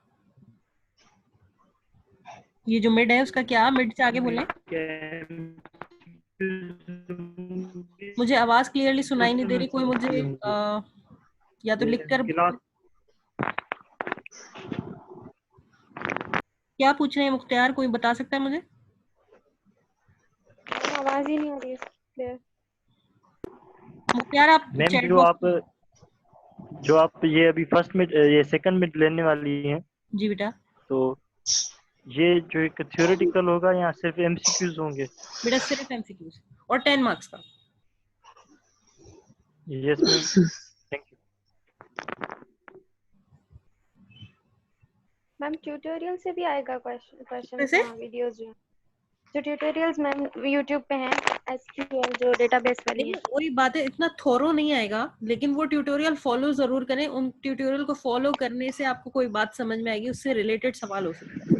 जैसे कि अभी जुनैद ने मुझसे पूछा रिपोर्टिंग एंड क्यूरिंग, तो मैंने उसको एक्सेस चला के तो नहीं दिखाया, लेकिन जाहिर है कि इससे फर्क पड़ेगा कि आपने उस ट्यूटोरियल को फॉलो किया है या नहीं। बहुत सारी चीजें जो कि एक्सपीरियंस आपको चाहिए बहरहाल एक्सेस का और ओरेकल का एग्जाम को पास करने के लिए। अगर आपने एक्सपीरियंस ही नहीं किया हुआ होगा तो हो सकता है कि कोई आप मेरा इनडायरेक्ट सवाल उसका जवाब ना दे पाए। टेक्निकली मैं सीधा तो ये नहीं पूछूंगी कि ये वाला ऑप्शन कहाँ होता है, उस ऑप्शन पे क्लिक करें तो कौन सी विंडो आती है, नहीं ऐसा तो कुछ नहीं पूछने वाली। लेकिन बहरहाल एप्लीकेशन लेवल पर पूछ सकते हैं। Okay ma'am. मैम प्रोजेक्ट की प्रेजेंटेशन लेंगी? जी बिल्कुल लूंगी मैम। जी मैम ओपन बुक क्विज होगी मैम, या ऐसे ही? बेटा अब मेरी तरफ से तो आप लोगों से हाथ जोड़ के गुजारिश है कि बुक बंद रखिएगा, इंटरनेट बंद रखिएगा, लेकिन आप लोगों को बहुत जरूरत है, तो बस अल्लाह मालिक, आप पर एतबार कर रही हूँ। पेपर ही ना लेना, पेपर ना लूं, मुझे तो कोई एतराज नहीं है। पानी वाला नहीं, ऐसे ही आपको ये असाइनमेंट दे दें, क्वेश्चन दे दें, इस तरह से आप कॉल कर सकते हैं। लेकिन मुझे आपको बुक भी पढ़वानी है ना, सिर्फ ये प्रैक्टिकल करके और ये जूम सेशन क्लियर करके तो आप MIS पास नहीं कर सकते ना। मुझे ये मेक श्योर करना है कि आपने चलो चीटिंग की खातिर ही बुक तो पढ़ी, अगर मेरा ऑब्जेक्टिव तब भी फुलफिल हो जाएगा कि अगर आप किसी का सवाल का जवाब ढूंढने के लिए बुक खोल लेंगे ना, तो मैं कहूँगी अल्लाह तेरा शुक्र, ये जो है मेरा काम हो गया।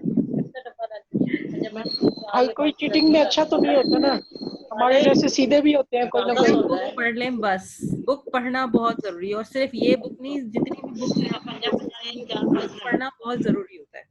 जब बुक पढ़ने का टाइम निकल जाता है फिर आपको बुक की अहमियत का एहसास होता है, आपको थोड़ा रीड करना है। बुक आपकी उतनी अच्छी टीचर होती है जितना अच्छा आपका टीचर नहीं होता ना, मैं तो यही कहूंगी कि कोई भी टीचर जो है वो बुक से अच्छा टीचर नहीं होता ना, तो बुक बहुत अच्छी टीचर होती है, उसको आप क्यों इग्नोर कर रहे हैं, उसको आप अपने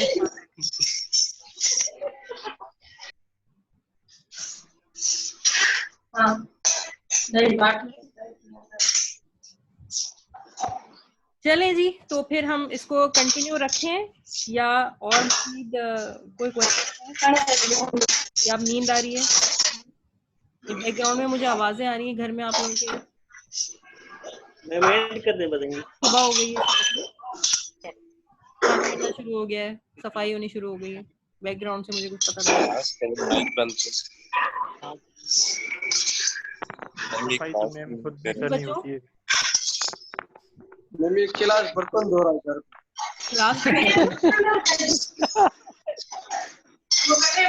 मैं नहीं रह गई इस हंसी से, मुझे भी समझाएं क्या कह रहे हैं। के घर से आवाज आ रही है।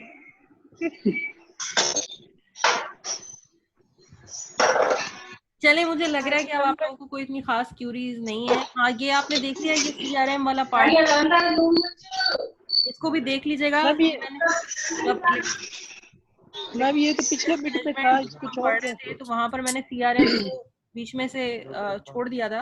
मैंने कहा था CRM को समझ पाएंगे बिजनेस इंटेलिजेंस के अंदर, तो ये जरा देख लीजिएगा CRM को भी, हालांकि ये होगा पिछले वाले उसमें से, business intelligence, sorry electronic business management में से ये CRM को थोड़ा पढ़ लीजिए।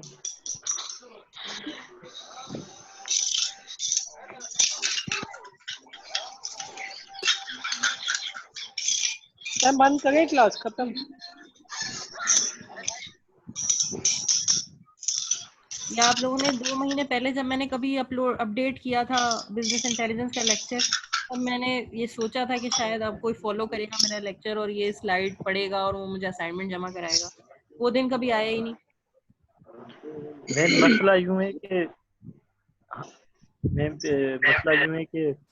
ना इंटरनेट की सही फैसिलिटीज हैं लड़कों ये स्टूडेंट्स के पास। सही, जैसे हम हॉस्टल में रहते थे वहाँ पर रिलैक्स होते थे, वहाँ पर यानी कि वो इंटरनेट वगैरह का इशू नहीं होता था। यहाँ पर पैकेज करवाने पड़ते हैं और इतने एक्सपेंसिव हैं कि मैम वैसे ही गरीब हम और ऊपर से गरीब होते जा रहे हैं। तो इसलिए हम जो है ना टाइम नहीं दे पा रहे इतने वेबसाइट पे। इसको टाइम नहीं दे पा रहे वेबसाइट को?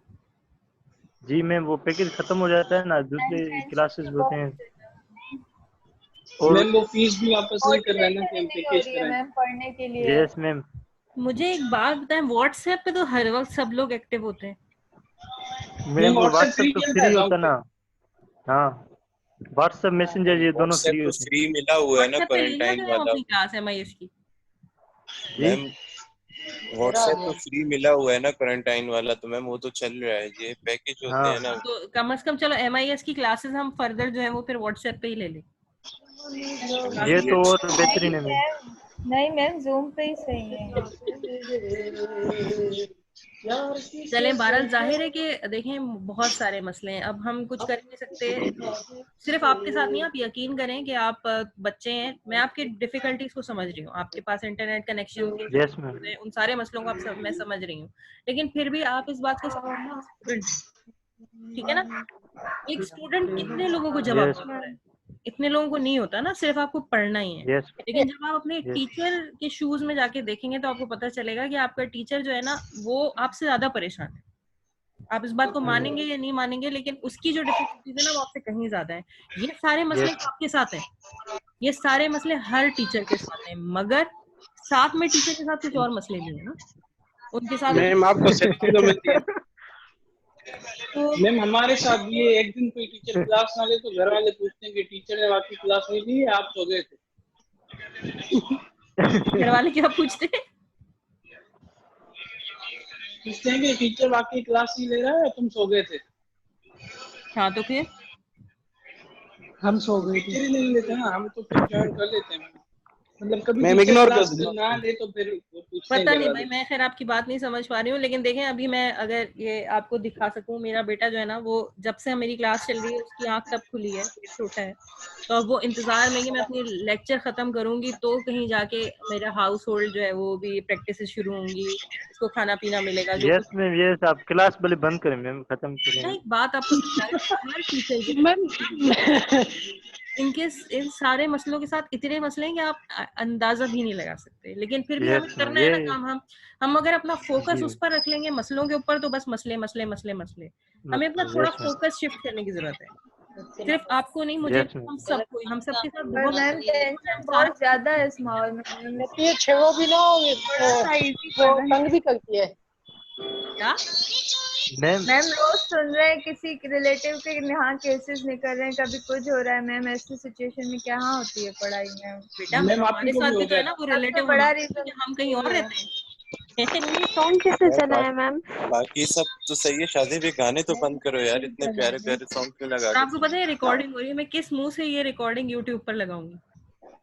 क्या कहेगी दुनिया, मुझे क्या कहेगी कि ये MIS की क्लास थी और ये टीचर थी, ये कैसी टीचर है कि बच्चों को कंट्रोल में रखती है, फिर वो मैं जरा सा कुछ करती हूँ तो फिर आप कहते हैं हमारी मैम एग्रेसिव हो जाती है। तो मैं क्या करूँ, मेरे ऊपर एक ये बर्डन भी है कि मुझे क्लास एनवायरनमेंट और डेकोरम मेंटेन करना होता है। अगर मैं नहीं कर पाऊँ तो ये होगा कि भाई ये कैसी टीचर है कि जो स्टूडेंट को डिसिप्लिन, मतलब मेरी रिस्पॉन्सिबिलिटी है ना कि आप डिसिप्लिन में रहें। अगर आप डिसिप्लिन को आउट करेंगे, किसी ने मोबाइल पर गाने चलाए, लेकिन रिस्पॉन्सिबिलिटी है मेरी आएगी भाई टीचर ने डेकोरम मेंटेन नहीं किया, ऐसा होता है ना। अगर कोई स्टूडेंट जो है वो हंस रहा है या अननेसेसरी डिस्कशन कर रहा है तो रिस्पॉन्सिबिलिटी उस स्टूडेंट पर आयद नहीं होती, वो मेरे ऊपर आयद होती है कि भाई टीचर ने क्लासरूम डेकोरम मेंटेन नहीं किया। तो उसके लिए मुझे कभी कभार थोड़ा एग्रेशन भी दिखाना पड़ता है। मैं क्या करूं, मैं तो बड़ी परेशान हो जाती हूँ कि मैं एग्रेशन दिखाऊं तो कुछ स्टूडेंट्स जो है वो उनको पसंद नहीं आता, और मैं ना दिखाऊं तो दूसरे स्टूडेंट्स को पसंद नहीं आता कि क्लास का एनवायरनमेंट जो है वो सही नहीं था। तो मेरे लिए बड़ा डिफिकल्ट हो जाता है इन सारी चीजों को मैनेज करना। मैं खुद आपके साथ बड़ी डिफिकल्टीज में हूँ इन सारी, लेकिन यही है कि हमें फोकस उन डिफिकल्टीज के ऊपर नहीं रखना, हमें फोकस जो है अच्छी चीजों के ऊपर रखना है, यही हमारा काम। बस आप लोग अपना ख्याल रखें, अपनी सेहत का भी ख्याल रखें, पढ़ाई लिखाई का भी ख्याल रखें, और पढ़ाई लिखाई को अपने लिए बोझ ना समझें, उसको एक एंटरटेनमेंट समझें कि आपका माइंड जो यही कह रहे हैं ना कि इतने केसेस आ रहे हैं, इतनी परेशानी है, इतना डिप्रेशन है, तो जब आप हर वक्त न्यूज खोल के उन खबरों को ही सुनते रहेंगे और उन केसेस पर ही सारा ध्यान रखेंगे तो आप ज्यादा डिप्रेस हो जाएंगे। यकीन करें, आप जब अपनी पढ़ाई पर फोकस करेंगे, आप ये बिजनेस प्लान बनाएंगे, एग्जाम देंगे, दूसरे सारी क्लासेस लेंगे, तो आप उतना स्ट्रेस में नहीं आएंगे जितना स्ट्रेस में आप ये सब किए बगैर आ जाएंगे। अपने माइंड को डाइवर्ट करें, और बस मेरी ब्लेसिंग है आपके साथ, प्रेयर्स हैं, इंशाल्लाह अल्लाह ताला आप लोगों को बहुत तरक्की देगा, MIS में भी आपको अच्छे नंबरों से पास करेगा और बाकी सारे सब्जेक्ट्स में भी इंशाल्लाह, और बहुत जल्दी अल्लाह करेगा हम लोग कैंपस में। आमीन। ये एनवायरनमेंट आसान किसी के लिए भी नहीं है ना, एंजॉय इसको कोई भी नहीं कर रहा।